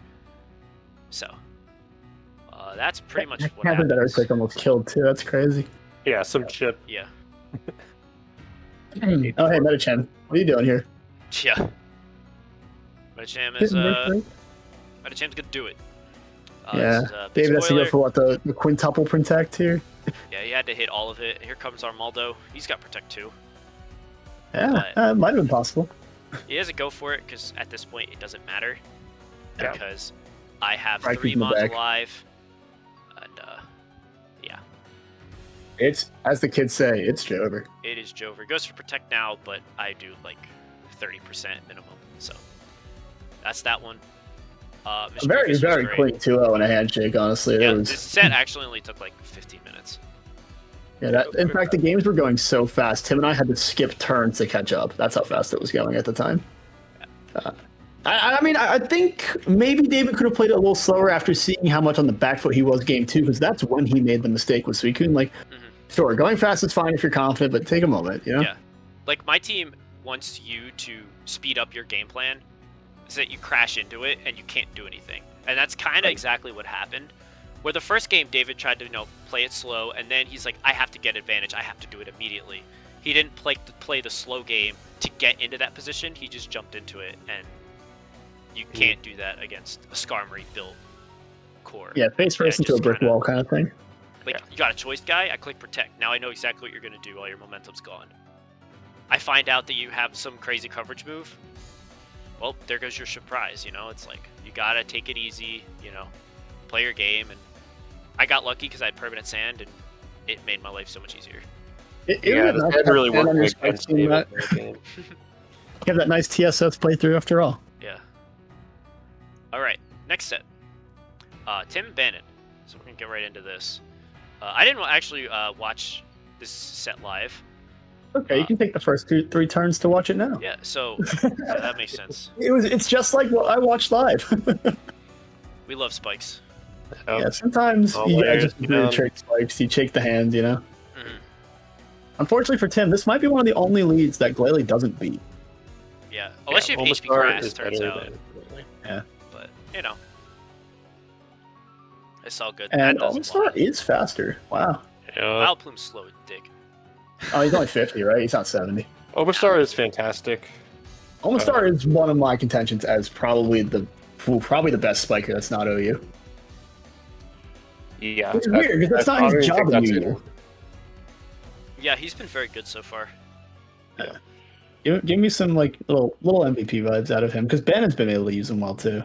Yeah. I've But used now him Tim getting a nice rapid spin in here. He's I really don't gotten think lucky Bannon- with these sleep turns because Bannon could very easily just put all the spikes back up again. Correct, which I think he starts doing. Yep. Yeah. Yeah, it puts one up. But Now we see that was HP fun. grass. HP grass. See you later. Yeah. And there's my best friend in the world, Typhlosion. Here he is. And great time to put him in, Brandon and then makes he- the great play, goes for Focus Punch, not knowing Focus what punch. the switch is. Very funny. So, I love It's that. very cool. Yeah, we see. But as far as I know, I'm like Tim doesn't have a fire resist, or he doesn't have a fire absorb mon. So like it was a pretty safe fire Yeah. move too. and then I think Bannon disguised this really well, having Thunder Punch and HP Grass, And HP grass as well. Oh, which yeah. is cool. So good, but I like that a lot. Yeah. Then you covered everything. I actually think I don't know I'm not sure who helped Bannon make a set this week because I didn't, but Yeah, I don't believe these are all defaults. But I don't know. HP Grass plus Thunder Punch is very, very uncommon. yeah, and that did a HP lot of Grass. damage. Yeah, HP grass on Zap. Yeah. So Zapdos is doing this thing. It's Zap. You know what he does. You know he does. Yeah, damage. currently hard to deal with outside of a bulky grass, so Yep. he goes to bed. Yeah. Don't think you let Zap go to bed here, but No. Yeah. And then letting Lax get seeded is like a very bad. troublesome About thing. as too. bad. double to Kanga. Double Kang. I'm a little surprised. I guess Tim wanted to sack his Swampert, Yeah, which but ended up getting. works out really well. Yeah, So- that's worked out nicely. Bannon tries to game on him and go for Focus Punch. Why? I don't know. Yeah. The streets are wondering about that play. Yeah. But you know what? It works out. So here's Hey, Charizard. brother, I'm gonna Charizard say is it. letting it rip. Don Fan is not switching to any fire type. No. Poor How long guy. have he lived? He lived. He What a lived. beast. And then Zapdos is asleep. And then Oh. so right here, I feel like you have to go for sub. When you had 100%. sub, yeah, you go for sub. Because like 2 misses in a row, that's half your PP. You got. Yeah. You're running out, and now the he goes for PP sub. Sub, but it's too late now. Yeah. He's waking up. By the way, yeah. So it makes Even me so, sad. yeah, you still have Lantern too, and you force in the Thunderbolt, which is nice. Drill Peck's there on the land. He does drill peck, which I think is cool. Yeah, but then he Then he T-bolts into it, T-bolts so... anyway. So all that Questionable. gaming out the window. That's And then okay. switches out and doesn't go for the kill on HP Grass. Yeah. Which is And we had a couple brain turn off moments in those last few turns from Yeah. Bannon, I guess. Yeah. The real questionable plays. and now Snorlax is gonna pick off. No, he's not. Wow, Lantern. Dude, Lantern's that guy. Lantern's great. And then going into Vileplume, I like that play a lot because you know you can take one, take a bunch of them, Yeah. and then you can get some seeds. Yeah, Mhm. especially with him being slower. Yeah. And now you get all that Yeah, get your HP souls. back. And Hitmonchan is looking really good in the late game. However, HP Grass on the Vileplume moment, that was gaming. That was gaming. Like think about how crazy that. I'm not sure that was a read, but regardless, like Also, Tip that is only every hits the Fire Lantern. Blast. You miss every single Every one. single one, dude. all my homies hate love to see Flamethrower it. in that. Dude, I know. I will never run Hydro Pump again. Right, 8 PP and miss. Ugh, gross. Yeah, I don't know why he didn't go for Drill Peck there. Yeah. HP grass. Yeah, this is a free drill peck ending here. I'm a little confused by this too. Now Vileplume can kind of pick this one, finish this one You off. can maybe do it. HP grass comes out. Or Unless Sludge it's not Bomb, his he rest. lives, and he goes. Yeah, to the bed. Yeah. But Hitmonchan is here. Zap is at 25%. Yeah, theoretically, this Zapdos should die. Yeah. And now it's going into game 2. Yeah. And then we're gonna watch Hitmonchan delete Snorlax. Yeah. Oh my Despite gosh, missing one shots? That's crazy. Wanna watch it again? Let's watch it again. Oh, Yeah. Let's watch it one more time. Let's watch God, Zapdos die. That's a And then beast. Let's watch Snorlax. Really slow. Just yeah. Maybe not that slow. Maybe not that slow. And we're gonna watch Snorlax explode. Look at that. Crazy. And you like the MLG 420 like quick scope like sound effect right in there. Yeah. All right. But, So good job on Tim there. After missing what 4 Fire Blasts to he still kept make the it comeback. together, which was really good. Yeah. Yeah. And then I like that Tim didn't just give up on Glalie. Just instead of being like, all right, I got some spikes on the field. I did what I needed to do. Now I'm going to get rid of this problem, which is Omastar. And theoretically, even if he didn't want to put spikes up on the field, that Glalie does kind of deal with Zapdos quite well. Mm-hmm. So keeping it alive at high HPs could also be quite a convenient idea. I feel like with these focus punches, Ben is just kind of gaming, you know? Yeah, he's trying to On throw himself. himself. Yeah. Yeah. Now Charizard's in Blaze range, so it's really hard to switch into. We see HP. I think that's HP Water. Yeah, Must be, yeah. gotta be. And then Tim is a little afraid of losing the speed tie, which is totally fair. Sure. Charizard has not been his friend today. That's for sure. No, it has not. Throwing off a good sleep powder there. So we've seen like the whole momentum shift. Now Tim kind of understands his game plan. Mhm. He knows that he can kind of make some plays, but also tone back his predictions because Bandon is starting to overpredict. It's also nice that he's figured out from last game all of Bandon's mon, so he can freely rapid spin if he wants to. Yeah, I think that was a misplay there. He should have rapid spun, get rid of those spikes. Yeah, because that Vileplume does not need to take more chip than it already has, because and look at after that. the spikes, Now it it's has zap to do it. range. Yeah. Yeah, But at the end of the day, you have Lantern. you still have this guy. HP grass Although still I did question the switching from Hitmonchan into Vileplume when they're both weak to Drill Peck, but I agree. Yeah. Ice Beam still doesn't kill, but it gets the freeze, That's which good. is Oh, he huge. got the freeze! Call that justice for the Fire Blasts. Yeah. True, honestly true. Donphan getting to do nothing today. Yeah. Oh no, he's not switching! Yeah. Attention all Donphan players, stop putting him in on the water types, thank you. So right here, this would be a really good. I know, like last PR, we talked about Tim not wanting to pull a trigger with Explosion. Yeah. This is a great turn to go right to Glalie and explode. Yeah. Like Yeah. it's done its You're job. risking very little, and You could be And you greedy. You need- can get up you- a third spike if you want, but at this point, like Typhlosion's not that threatening. Zap is frozen. Like you could just boom, get the last mon. Like you can, like if Kangaskhan were to come in for some reason. yeah. Which, by the way, is a pretty scary mon. Yeah. Yeah, in the late game for sure. Yeah, but now Snorlax If can you- wake up and go for a return, return. and not for bed. Which crits. Yes. And now we see Glalie come in, and we're gonna see a boom. That should have been 3 turns ago, but Yeah. Yeah, I And you agree. still at the have end of the Lantern. day, you know, it happened, so we're Yeah. good. So he gets a water move here, right?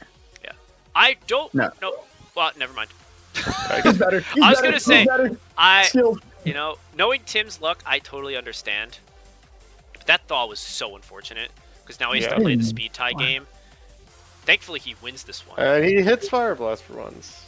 Little party popper sound effect for that one. Yay! Gotta play the speed tie again. He's got to win another one, and he does. Yeah, he does. And he does. Oh my god, he won 2 speed ties? So now here's Kangaskhan. we're All back. you got to do, We're so throw back. off a Fire Blast, you know, get some chip on Yep. it, and you'll be good. But Tim goes for Focus Focus Punch. Just because it says super effective doesn't mean you have to press it. Yeah.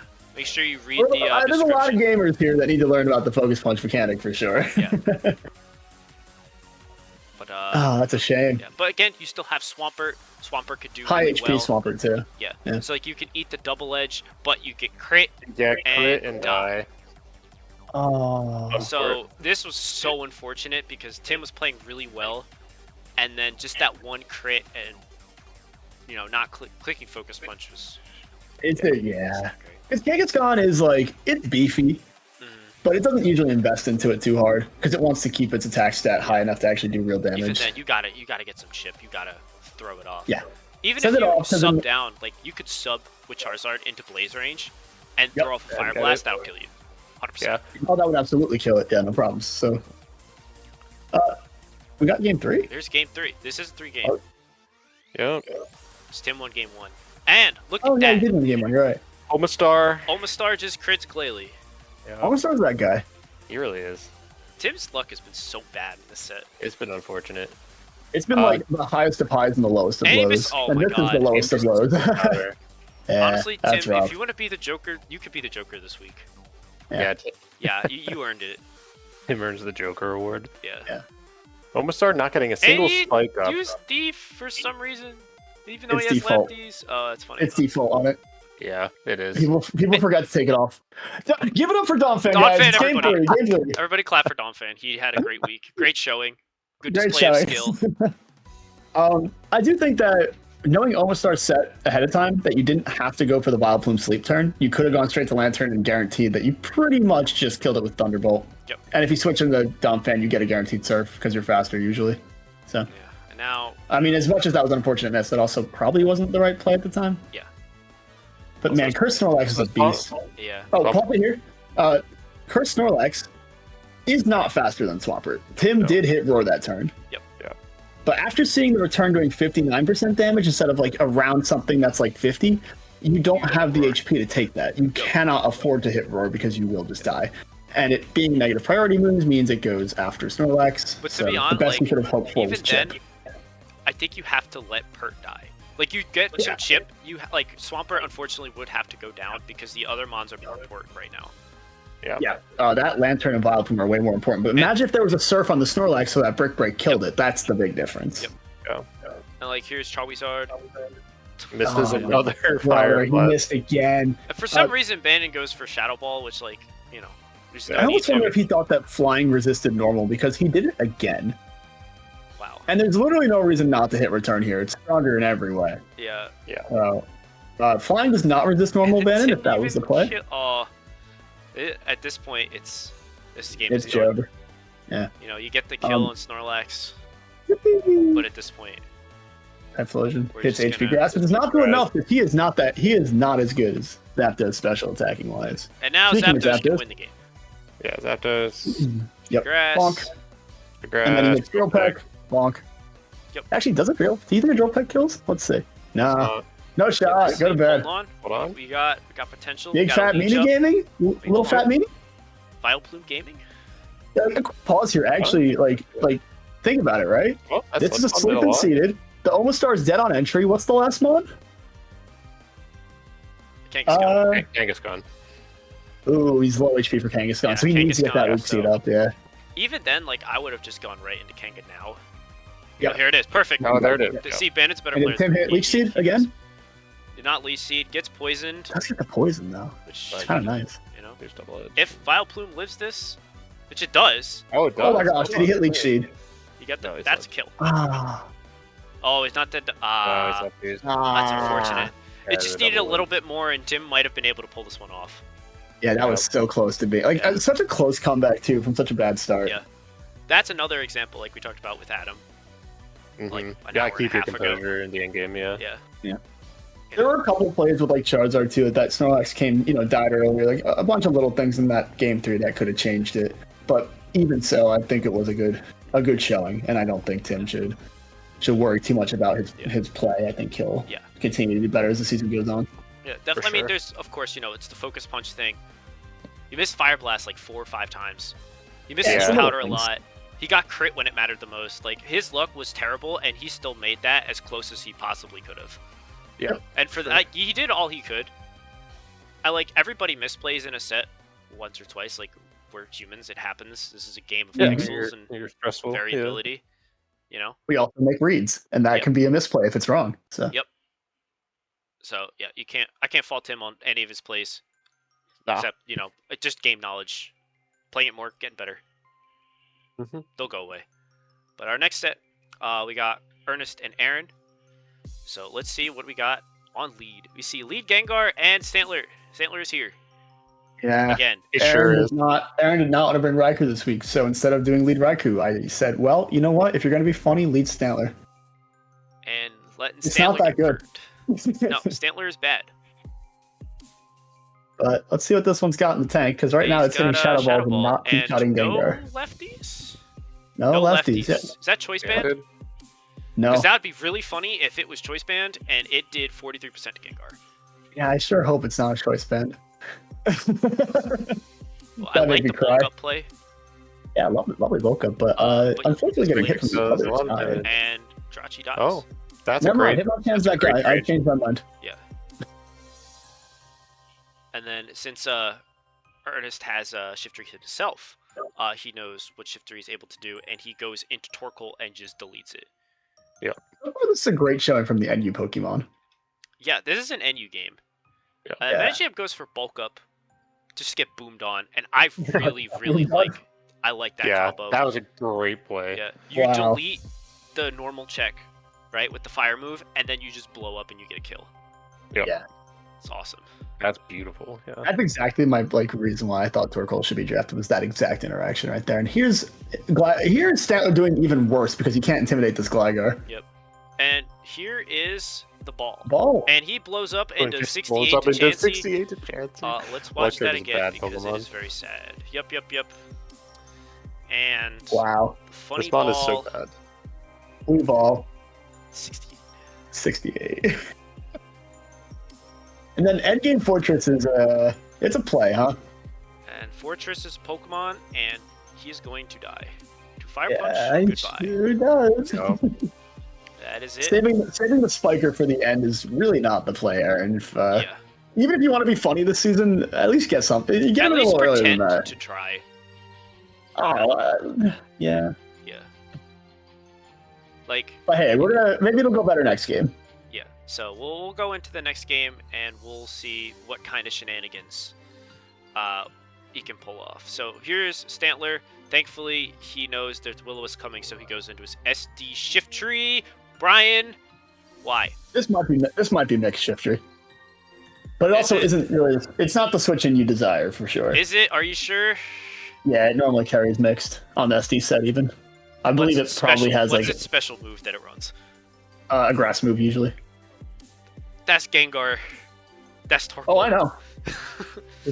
Every once in a while it carries a dark move too, like I believe HP Dark or Crunch if it gets it. I don't remember if it gets Crunch. But that is a special attacking dark move. But here's Sub Ball Toxic. with Toxic on Chansey. I do think that's funny. Explosion Thunderbolt. He Thunderbolts here because I believe he said he was scared of Gengar switching in the chat. And we're about to see Gligar come in. On the T-Bolt. On the T-Bolt. Yeah, this Electro doesn't He's have got a good quick day. attack! Quick attack. Wow. But then we see a gamer play. Here's the bulk up again. We've seen this one before. Yep. Or have we? And that Medicham has Sub, which is very cool. He goes for bulk up again. And Torkoal does not blow up. Unlike last time. It's setting up with him. It has Curse and Explosion. That's something else. And a hidden power, I'm assuming, is... I don't know what that is, I'm going to be honest. I can't tell. I have no idea what that is. Rock, maybe? It could be rock. It's resisted by fighting? No, it's got to be special. Oh, he's running a Curse set. It's got to be physical. I think it's rock. I think it's Rock plus Overheat. But then... But anyways, it doesn't do nearly enough, right? No. And at some point, you have to just get this. You just have to boom the sub at some point and get your Yeah. Fastermon in. Yeah, Because you need to get Gengar, Gengar. and don't let this happen to you. This Curse War is not. You see, you're losing this It's one. like, look at how Shadow Ball does nothing. Here's the overheat. It fades, which unfortunately is an undoing because we have not seen lefties, and it's Aaron slack reveals his time, secret and the technology. game is over. The game has ended. The game has GG's. And This hidden power will not break that sub. Yeah, nope. Torkoal needed to boom 10 turns ago. Yeah. Even if it was just on a sub, which you didn't know he had sub yet, so it feels like a safe boom, and I get it. Oh my gosh, that quick attack doesn't break the sub. Oh, Gligar, no. Make Gengar live! Gengar, no. Use Gengar attack! Yeah, Let me only dodge it! No. Ernest knows he's done in the chat. He's just letting everything die. Yeah, and we're gonna watch it because this is funny, and don't let this be you. Do not be Yeah. afraid Do not to let this be boom you. on subs. This is Yeah. the second game of Metacham domination. We do love to see it. a good Metacham bit. Gaming. That's the Painbringer. He's my good Painbringer, friend from he GT. brought the Painbringer. pain, and can he bring it again for game 3? So, Eventually, I hope Aaron does lead Stantler with Hypnosis, because I do think that's okay. But instead, he burns his... He lets his he guy lets get his burned. Metacham get burned and lose the game on the second turn. There's What's no going reason on to do here, that. Aaron? What is happening? What? Huh? Oh my god, I still did 71. Still does. Oh my god. Oh my gosh, you can technically revenge kill this Gengar. Yeah, I guess No, doing he's it, just at gonna get quick attacked, or he's actually just gonna You die. gotta die to burn. That's so sad. That's in the There's chat. Flying, least. He's flying. Yep. dead. Yeah. He thinks it's bug. It's flying. And what I don't know what that is. HP ice is my guess. And he just blows up. It Honestly, blows up totally on fair Stantler. play. It's fine. Yes, As funny as that is, it is a win more kind of explosion. You know, you're already so much ahead on Mons. Who now cares? it's The Metacham is the only scary one. He's dead. Theoretically, Shiftry's scary, but he's dead. I'm surprised that Aaron didn't explode. Yeah. Because not only does he toxic, he lets Espeon just kill him. Yeah, no, you do have to boom even if Gengar comes in because, like, Speaking You of can't Gengar, let he's it- coming in. you can't let it do what it's about to do. Which, yep, here it is. Did you get a spike? What do you It'll get a like spike? game spikes. What are we doing here? There's spikes on the ground. What do you mean? We're playing Gen Jirachi, 3. survive it! Nope. Oh my god, Matt, that's brutal in the comments, Matt. I said someone didn't watch the Someone didn't PR. watch the PR. This In happened between often. the GGs, someone didn't watch the PR. Please watch the PR, guys. Please watch the PR. We've been talking for an hour and a half now, so Yeah. we Oh, got wow. one set left. We sure do. Yeah. Oh, this is your set, Brian. It is my set, All right. and it Brian, was take it against away. JT. What are we doing here? I'm doing my best lead impression of a good lead. JT is bringing Swampert, Yeah. which that does beat most common leads on my team, but not him. specifically Not this one. But not this one. This one is a bad lead matchup for him. Nice early momentum. My game plan against JT was pretty cool. The goal was really just to kind of chip down and not let Scissor set up a Swords Dance. Watch this game 1. And then to eventually get a nice win with Rain Dance, actually. It's a big Rain Dance team. So we will get right into it. Swampert has to run in fear. And the This rain- week, JT actually brought Scissor. He did not bring it week 1, so I wasn't sure if he would bring it week 2. Here is And here is me not realizing Not respecting Scizor. Not even a respecting little bit. Scizor. I really expected this Scizor to be banded. I did not expect him to be hitting a Swords Dance. So I'm like, oh, because early on in this game, like, you know, Scizor comes in on Ludicolo, he's going to hit a bug move. I have to respect that. I die regardless, right? And then JT shows me this. Sub Aerodactyl. It's not banded. Yep. So he's actually has a bunch of, like, really good plays here. I can't intimidate him anymore. My team is mega weak to Flying Rock Ground. And the Most most teams strongest... are. I can't blame Well, you there. Yeah. And nothing really outspeeds Aerodactyl. No. So, bit of a problem here. Yeah. I mean, yeah. Thankfully, you get the rain, but I get the rain, but I've lost my rain sweepers, so yeah. he's gone too. All 3 of them dead. Leaving just Jirachi to take an Earthquake, which he can actually take an Earthquake. So we're spamming Psychic until he decides to hit me. But he reveals his second trick, which is a Lychee Berry, which now kills me. Yep. So JT game 1, absolutely crazy. Aerodactyl goes hard. And Yeah. I actually forfeit here instead of letting my actual Aerodactyl counter come in. Because I didn't want him to know. Yeah. Yeah, I didn't want him to know this Alakazam set for future games because it would have killed that Aerodactyl. Yeah. But him knowing that is way less information than what he did. Than what, like I just saw everything he threw at me, and he has yet to see anything I have. Yeah, because all your dudes Even died. though I just got 6-0'd, I didn't feel too bad coming into game 2. So let's And see now I how, will respect Scissor a lot more. Let's see how game 2 goes. Because we see Yeah, this time he goes Tentacruel instead of Scissor. And this Rain Dance really screwed me over because of that. Yeah. I didn't get to see much of his team, or what it did, and he puts up a sub. And now Jirachi, my Tentacle switch in, is almost getting 2-hit by Rain-boosted Surfs. And that which is feels very so scary. Also, Tentacruel being faster, I don't know if that's speed tie. Is that speed tie? No.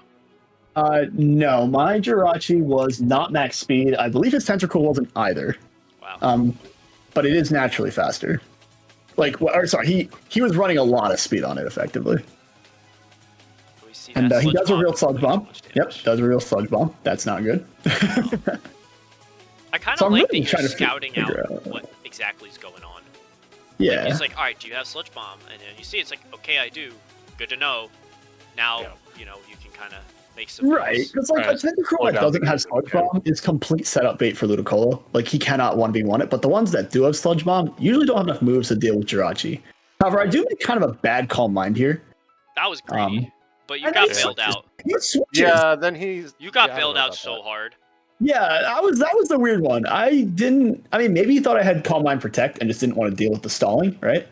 Maybe. Yeah. That's my only thought on it. And then here comes Aerodactyl hitting Rock Slide. Just wanting to chip it away, I guess. Yeah. Honestly, I'm surprised you didn't just switch Ments out. To like, he's gonna go for like the Rock Slide, right? Like you could go to Jirachi, right, and then get another Intimidate boost if you really want to. Oh yeah, Just no, save Ments' health. definitely could have done that for sure. The problem with it is that the only mon I have that takes a hit from Aerodactyl is me just making double switches with Ments, right? Yeah. Right. So like, even if I switch to Jirachi, now I have to hope that he doesn't hit Rock Slide again on the switch in or whatever, and it's like, oh, it makes Which is sense. totally fair. Yeah. And then he reveals me Banded Arcanine, and I expected to be banded based on how he was just bringing it in there. But banded always carries overheat, so I went Coolfish, and then just took out Tentacle. I like Cool, that's a good trade. That was good. Yeah. Yeah, good trade. 'Cause you don't even the spike would be nice, but like you're not desperate for it. No, I'm just desperate for death. Hello. Yeah, and we're getting to a funny endgame here. Even without an Aerodactyl, that Arcanine's posing a bit of a problem. And then Look he's at Gorbis eat. yeah, I'm not sure why he hidden powered there. Like there wasn't much. he JT's could gonna do. come after me on this one because I forgot a lot of this set, and he's gonna come back and be like, "This is all the reasons why I did all these things," and I hope he does that in the comments because I want to remember. Yeah. JT, make sure you put it in the comments so that we can all read it, and it's written there forever. On the record. Ah, yes. But there was an endgame situation here where I was just trying to get Arcanine in an area where he had to hit E-Speed instead of something else because that lets Jirachi or Alakazam come in. This is a check, by the way. This is just a check to see if he could live. How much damage it does. Yeah. Now, the other play would have been just to bring Jirachi in and then switch to Alakazam to get more lefties. That would have been a little more optimal because you get the lefties on the switch in after. Because Because if if got any of crit a these couple crit, I times. lost.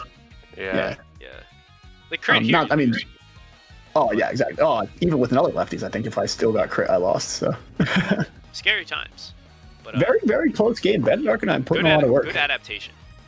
Yeah. For sure. And I think it all accumulates in a better game 3. Like, I know these games are going fast and we're not talking about it too much, but I think the knowledge of everything I've learned against JT came in here. Obviously, I think this is the game where I played it the best. JT might have made a few mistakes, but like this is where I start You were putting put Ments in on pressure. Scizor. Like, Yeah, you like, I never put- brought Ments in to Scizor. You didn't do that in the first game, and like now No. I feel like you're not as afraid to let Ments out and do things. Yeah, this Scizor doesn't scare me anymore. Yeah. Like, an HP Rock Scizor banded killed Mets, and I'm scared of that at the beginning. So you just got to figure out what your opponent's running, if you have the answers for it, hopefully. Yeah, and I feel And- like JT was playing very, very safe with all Yeah. these plays that I'm watching here. It's like, sometimes you gotta put yourself on the aggressive. Like, sure, you could sub there. There's plenty of good reason to, but you can also just sludge bomb. Just throw up Sludge Bomb. 'Cause, yeah. like- Like what's the worst that happens on Sludge Bomb? You still get lefties recovery and Jirachi comes in. You still have Jirachi answers everywhere. Exactly. It's like your team is set up to deal with Jirachi. You know it's there, and you have Fire Yeah, like- Punch on it, right? On Rachi. Nope. Yeah. So like Oh, I he do, I doesn't do, know I do. that. No, So I it's do. like in theory, I did, Scizor I could did. come in and. No, I take that back. I just checked. I put Fire Yeah, Punch on it. I would Yeah. hope so. You were very afraid of Scizor.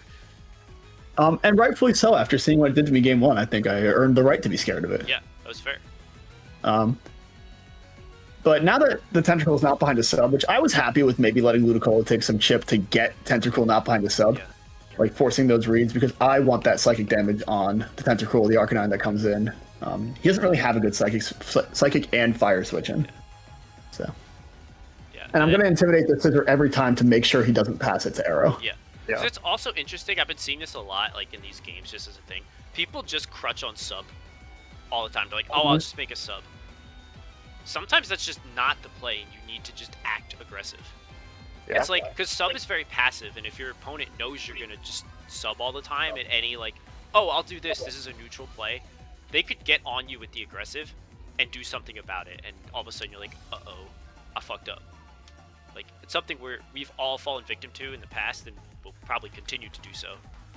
But like, you know, he didn't need to sub here is basically what I'm saying. If anything, he could have attempted a double switch that turn. I was thinking like if he doubled to Pert. Like. And now he does know I'm, or at least he should know that I'm mixed or all special ments at this point. Yeah. And he's passing -1 attack to Swampert, which you're very happy with. Yeah, it's pretty funny actually. But I still don't hit HP Grass here because I can never kill the Swampert with HP Grass, and I need that alive for the rest of these Scissor switch-ins. And Scissor is starting to really falter at this point. I believe he actually just lets it. Yeah, he just hit powers here at this point, and Swarm boosted, I believe, that's Bug. Yeah, definitely Bug. But like, still. The Intimidate drop, it's nothing. So now Arrow's here, and this is where we do this funny thing where I can't let him get a sub for free. Yep. So I have to pick between Hidden Power Grass and Hydro Pump, and he has to pick between Rock Slide and Sub, and well, he gets the crit Rock Slide, so it really didn't matter. Yeah. And that was huge. I was like, oh no, I've lost. And but silly him. Silly him to not respect Mr. Squidward. They don't know. What happens when Aaron they don't know.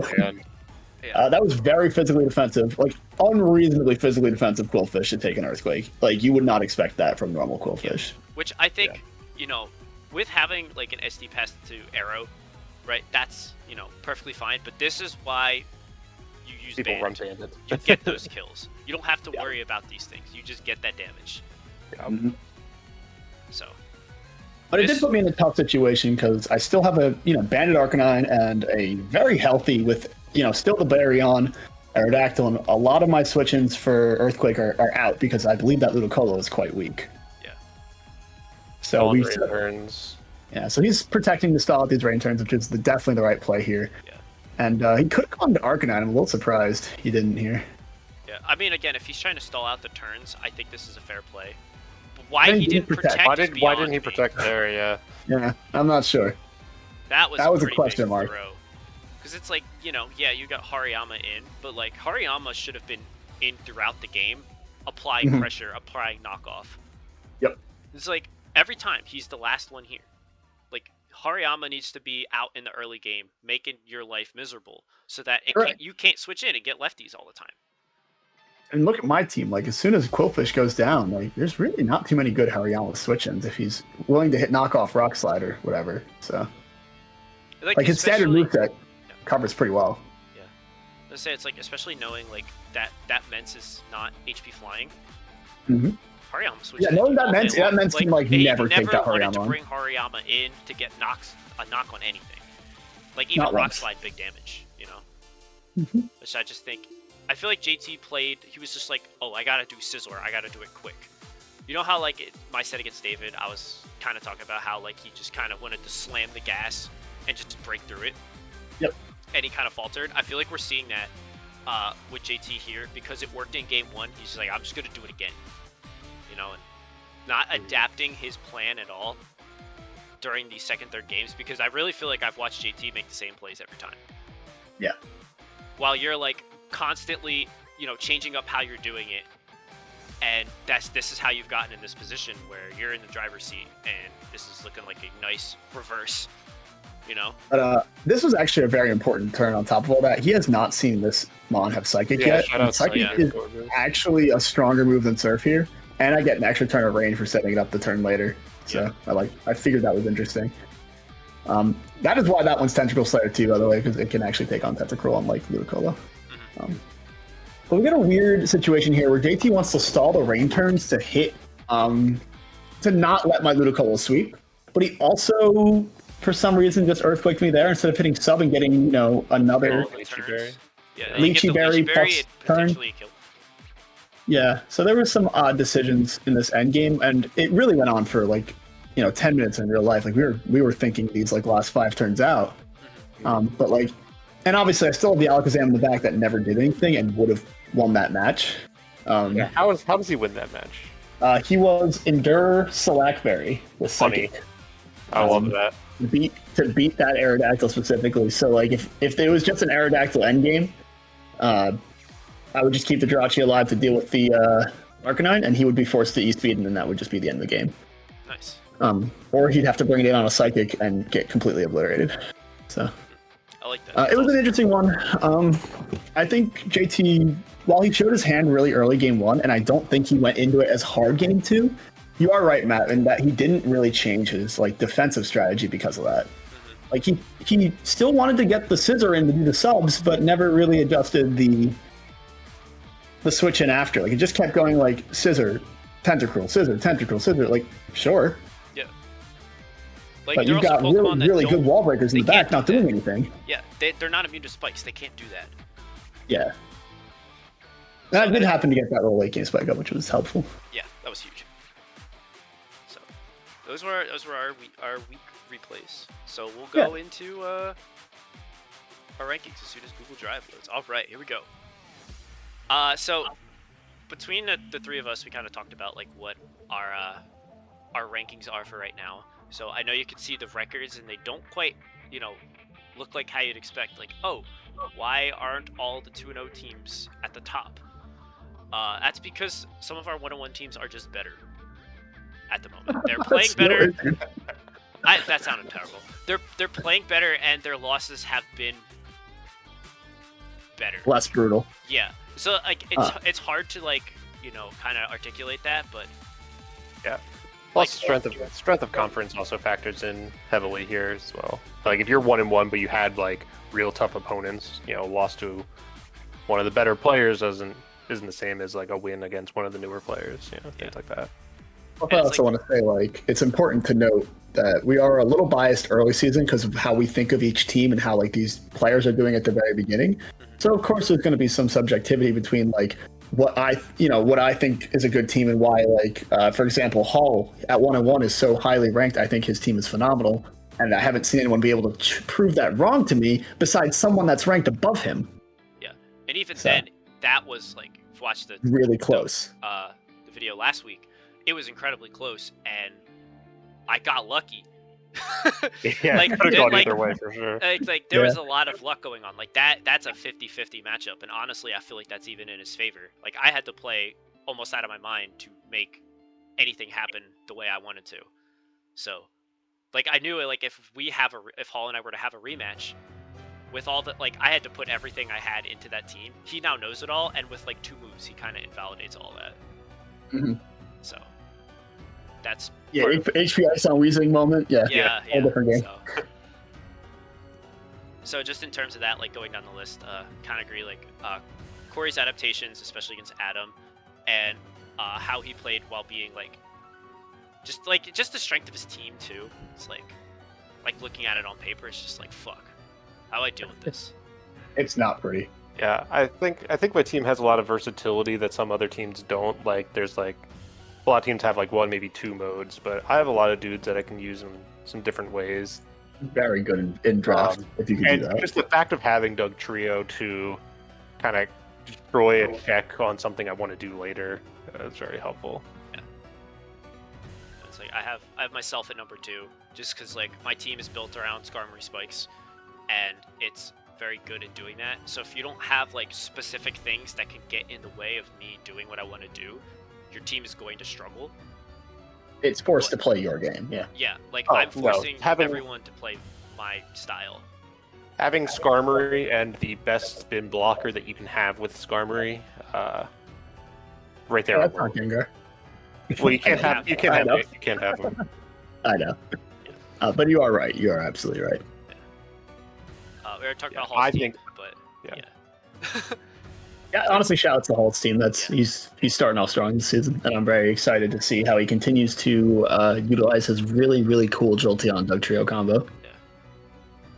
using speed Yeah. to do things that no one else can do. Corey, what were you saying Yeah, before we kind of jumped in? Oh, I was going to say, I think that your team should be ranked number 1 above mine, but The rankers it's at least disagree. close. Yeah, it's, We'll save again. I'm saying it. We're saving it for the 16-0 Week 17 match. yeah, I don't know about that. Yeah, I don't know if that's possible. I'm going to lose to Hall's team whenever it shows up because his team has got crazy synergy. And Can't wait to see two Doug Trio sitting on the field and which one blinks They're first. gonna trap each other. yeah. It's gonna be great. It's gonna be great. Um, But yeah, we got Brian in the 4 spot. I think especially after this last game, we watched Brian's strength as a player. I mean, you've won like literally the past 2 years of formats, so basically, and like you went into a really tough matchup and you got your ass whooped in game 1, but you completely adapted while your opponent didn't, and you outplayed your opponent and you won the set in a matchup where you probably shouldn't have. So that alone puts you in top 5, in my opinion. yeah, for sure. Yeah, it's fun, but it's stressful. I wish I drafted a slightly better defensive team. You Oh, have we're gonna Kingler, make this work. you don't need anything else. That's true. Yeah, I don't need anything else. And we have JT at number 5, just because like when his thing works, nobody's gonna stop him. Right. And just in terms of like how he's played, like no offense to Will and Bannon at 6 and 7, you guys have both earned your 2 and 0, right? But I think in terms of like strength of opponent, JT's has definitely been a little bit better, and Will definitely got unlucky yet very lucky against Ethan in particular, where if Ethan had kind of put more game knowledge into certain interactions, he would have won that set, no problem. Yeah. But Yep. again, he got so unlucky with all the Silverwind boosts against him. Like, oh my god. I know. One So- 1,000, baby. Yeah. And Never see that Bandit's- again. Yeah, and Bandit's just been playing super well. Really impressed because it's like the first time he's ever played competitive. Yeah. And again, he got a little lucky versus Tim, especially in that game 2. But he still played well. He's made putting good it plays. together and he's making it work at the end of the day. Yeah. And Atomic's here at 8. He didn't play last week due to a forfeiture, but he had a good performance week 1. If he had won, played this set and played really well, this would definitely be in top 5. I don't think that's much of it. Yeah, I could agree with that. Yeah, it was hard to rank Atomic, obviously, for the forfeit reason. Yeah. And then coming into our slew of 1-on-1s, we have Ernest, David, Tim at 9 through 11. Ernest has impressed me a lot with his play. He's done really well. He's made really unique teams and is just overall playing well. I think David, our set was definitely a very tough matchup, but he played his week 1 really well. But we get to start to see some cracks in the armor of his team, it's a very strong team, but we see that it's very slow. So a lot of David's faster gonna have teams to are gonna- reach into his bag of tricks that I know he has from other formats that we've played with him, and get that team a little creative. And I think it'll do quite well. But until then, it's gonna be hard. We all have answers for a lot of us have answers for his team. So he's gonna have to do some theory crafting to figure it out. Yeah, for sure. Yep. And it's definitely a team where come free agency, a couple little switches will might make go it, a long way yeah. too. Oh, totally. Yeah. And then Tim at 11. Tim was a crate and 8 Fire Blast hits away from being up at top 5-6. Yeah. So Yeah, totally. All 3 of these players at any point will be able to shoot up the rankings with how they're playing this season, I think. yeah, For sure. So I like each of them. It's just they've had a little bit of a miss here and there, but no questions in my mind that they can bounce. we have Adam at 12. Adam has a very, very hard start to his season. Yeah. Probably the hardest the most possible start. difficult. And he's been in all his sets, and he was very, very close to knocking off the team we have at number 1, which is very, very impressive. Yeah. So- No, this ranking does not reflect Adam as a player, and I think as the season goes on, he is going to show us that not only is his team very, very good and scary, but he himself is a very strong player. Just needs to survive that beginning opening hell weeks. Yeah. It might look bad, it's if you start even 1-4, 0-5 even, right? Even Long season. even with that, it's a long season. We're playing 17 weeks of this, so Yeah. you'll come Yeah. back. I think For sure. in terms of football terms, I think the Lions started 0-5, and then they finished Like the wild card. yeah, basically in the wild card last season. So plenty of time. It'll come together. Then our last 1-on-1 team, we got THT. Very close to losing that last set, but made good adjustments. I think you just need to get in the builder and use non-standard sets. Chris, once he builds for a team, will be doing much better. But if he just continues to just keep it quiet over there and not prep for Quagsire, oh man, we're in for some replays. But I've seen him as a coach. I think as he understands the game mechanics and as he tends to in most games, he'll get better. And I do think the reason he's below Adam though is just because of Adam's harder schedule and adjustments. Even though Chris does have a win. Yeah. And then at 14 we have Joel, one of our newer players. I mean he's been playing well. He makes great predictions. He's gonna get a win. It's happening soon. I mean, again, he also has had one of the hardest schedules. Running Corey Hall right now, his first 2 games. That's a rough really too. hard. In fact, it might even be the same 2 that Adam has played. Oh no, very close. Because I think I wouldn't knock it on. I wouldn't have a knock on Joel for that. For his 0-2 start either. He's doing it. He's doing a very good job especially for a new player. Yeah.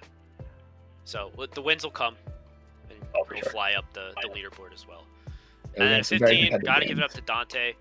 I mean, beating Brian in a game is like, I know we kind of like joked about. It's like, oh, that's crazy. It's insane because like Dante back in the day, did not know Pokemon at all. Yeah. And the fact that he was able to go in and beat our best player that we have as a league, the first game of the season, it blew my mind. Even then, I think it's probably going to end up being like one of the games of the year. Oh, absolutely. And as much as he's played with us in the past seasons, I haven't seen him with so much desire to improve and get better at the game and learn the game that he has so far this season. And even a little bit of the last SAPA Premier League, he was starting to get into it. So I'm happy that Dante's taking the time to want to learn the game mechanics, and it's showing. Even if the wins aren't picking up yet, it is showing. Yeah, we see the time you're putting in. So yeah, it's respecting. It's literally showing results. Yeah. And if you don't get any wins, you've got some sick moments in the archive now. Yeah. And then at 16, we got Jordan, another instance of her team's better than 16th. But obviously, he's played one game, forfeited. We kind of got to bring you down just out of that. But, please enjoy your be moving up come back and show us what you got. Yeah. And it's 17, 18. I feel like this is really interchangeable. Nothing against the players. Fair. It's more just like we've seen Ethan rely solely on Ninjask passing boosts over to his Pokemon and trying to just do damage. But, like, we've seen it kind of work, but like relying on variance and luck is not a strategy that is going to get you wins. It'll get you a win. Yeah, it'll get you a win here and there, and it might cheat somebody, but it's like, if you're looking for consistency, especially if you want to get to playoffs, that's a hard way of doing it. Yeah. But again, we'll see the funny pass speed, the Claire and Pearl win a game. That'll probably happen. It'll happen. Yeah. But I have no doubt in my mind it'll happen. Relying on that as your way to win is it's not going to get you a lot of wins, but it'll be funny when they happen. Yeah. But just coming up with more consistent game plans that aren't reliant on Ninjask is definitely a reason for being down here. And I think once Ethan experiments a bit more with his team too, he'll come to get some more strategies. Like, just the fact that you have a Smeargle on your team really means you can kind of do whatever silly strategy you want, and it's probably not bad. It's not good, but at least it's not as gimmicky. You'll Gentry, I'm talking specifically Gentry. Yeah, you'll find a way. Just cherish Metagross. And please do. He's your friend. Yes. Play around him, build around him, make him your focal point, and you will make him the key piece, and the wins will come. Yeah, you will see some good results. And then Aaron at 17. I don't know. I mean, all I could say is Aaron's accepting his fate as I'm going to try funny sets this season and not particularly care whether or not they're optimal or good. And And if that's the way he wants to run, so be it. He might squeak a win here and there, and that's what he wants to do. It also doesn't really help that Aaron might have one of the worst teams in the draft. So even if he was to try and optimize his team, it's very hard. It's a very hard team to build, and in that case, just going silly, I kind of get it. Like, he's at least playing with like strategies. Like, we saw that Metacham sweep. That was disgusting. It was funny. It was funny, but it was also good. And I actually think once this team, if he wants to switch up a few mons in free agency, he might actually make a pretty good team here with his, his Jirachi Raikou core that he's got going on. So until then, he's just going to have to show me that he can take a win, because, using a team called Raikou and its friends and never actually bringing Raikou is certainly a gimmick to be led. Yeah. So we'll see how it goes. He's playing all right. I think he's playing all right on that, even with all these gimmicks that he just put on. He had self-imposed on himself. Yeah. So. But I think that's it for this week. Yeah. Long week. Yeah. Again, 2.5 hours. Not bad. And we had one less set to talk about. So. We did. So hopefully we get all 9 of them next week. Yeah. Yes, hopefully. I really hope so. Yeah. But until then. Thank you for listening. Corey, thank you for joining us. Yeah, thanks for having me. Yeah, thank you so much, Corey. It was great having you here, bud. Yeah. And, I'll see you next week, Brian. Oh, yeah, we'll be on this. Oh, yeah. You'll see. True. Yeah, look at that. Oh, that'll be interesting. Yeah. Very fun set between Corey and I will be coming, hopefully. And if it doesn't, Matt, we got less to talk about, and we get to go early, so win-win. That's true. Yeah, but hopefully it doesn't come to that, but right. That's what it is. All right. We'll see you next week. Goodbye!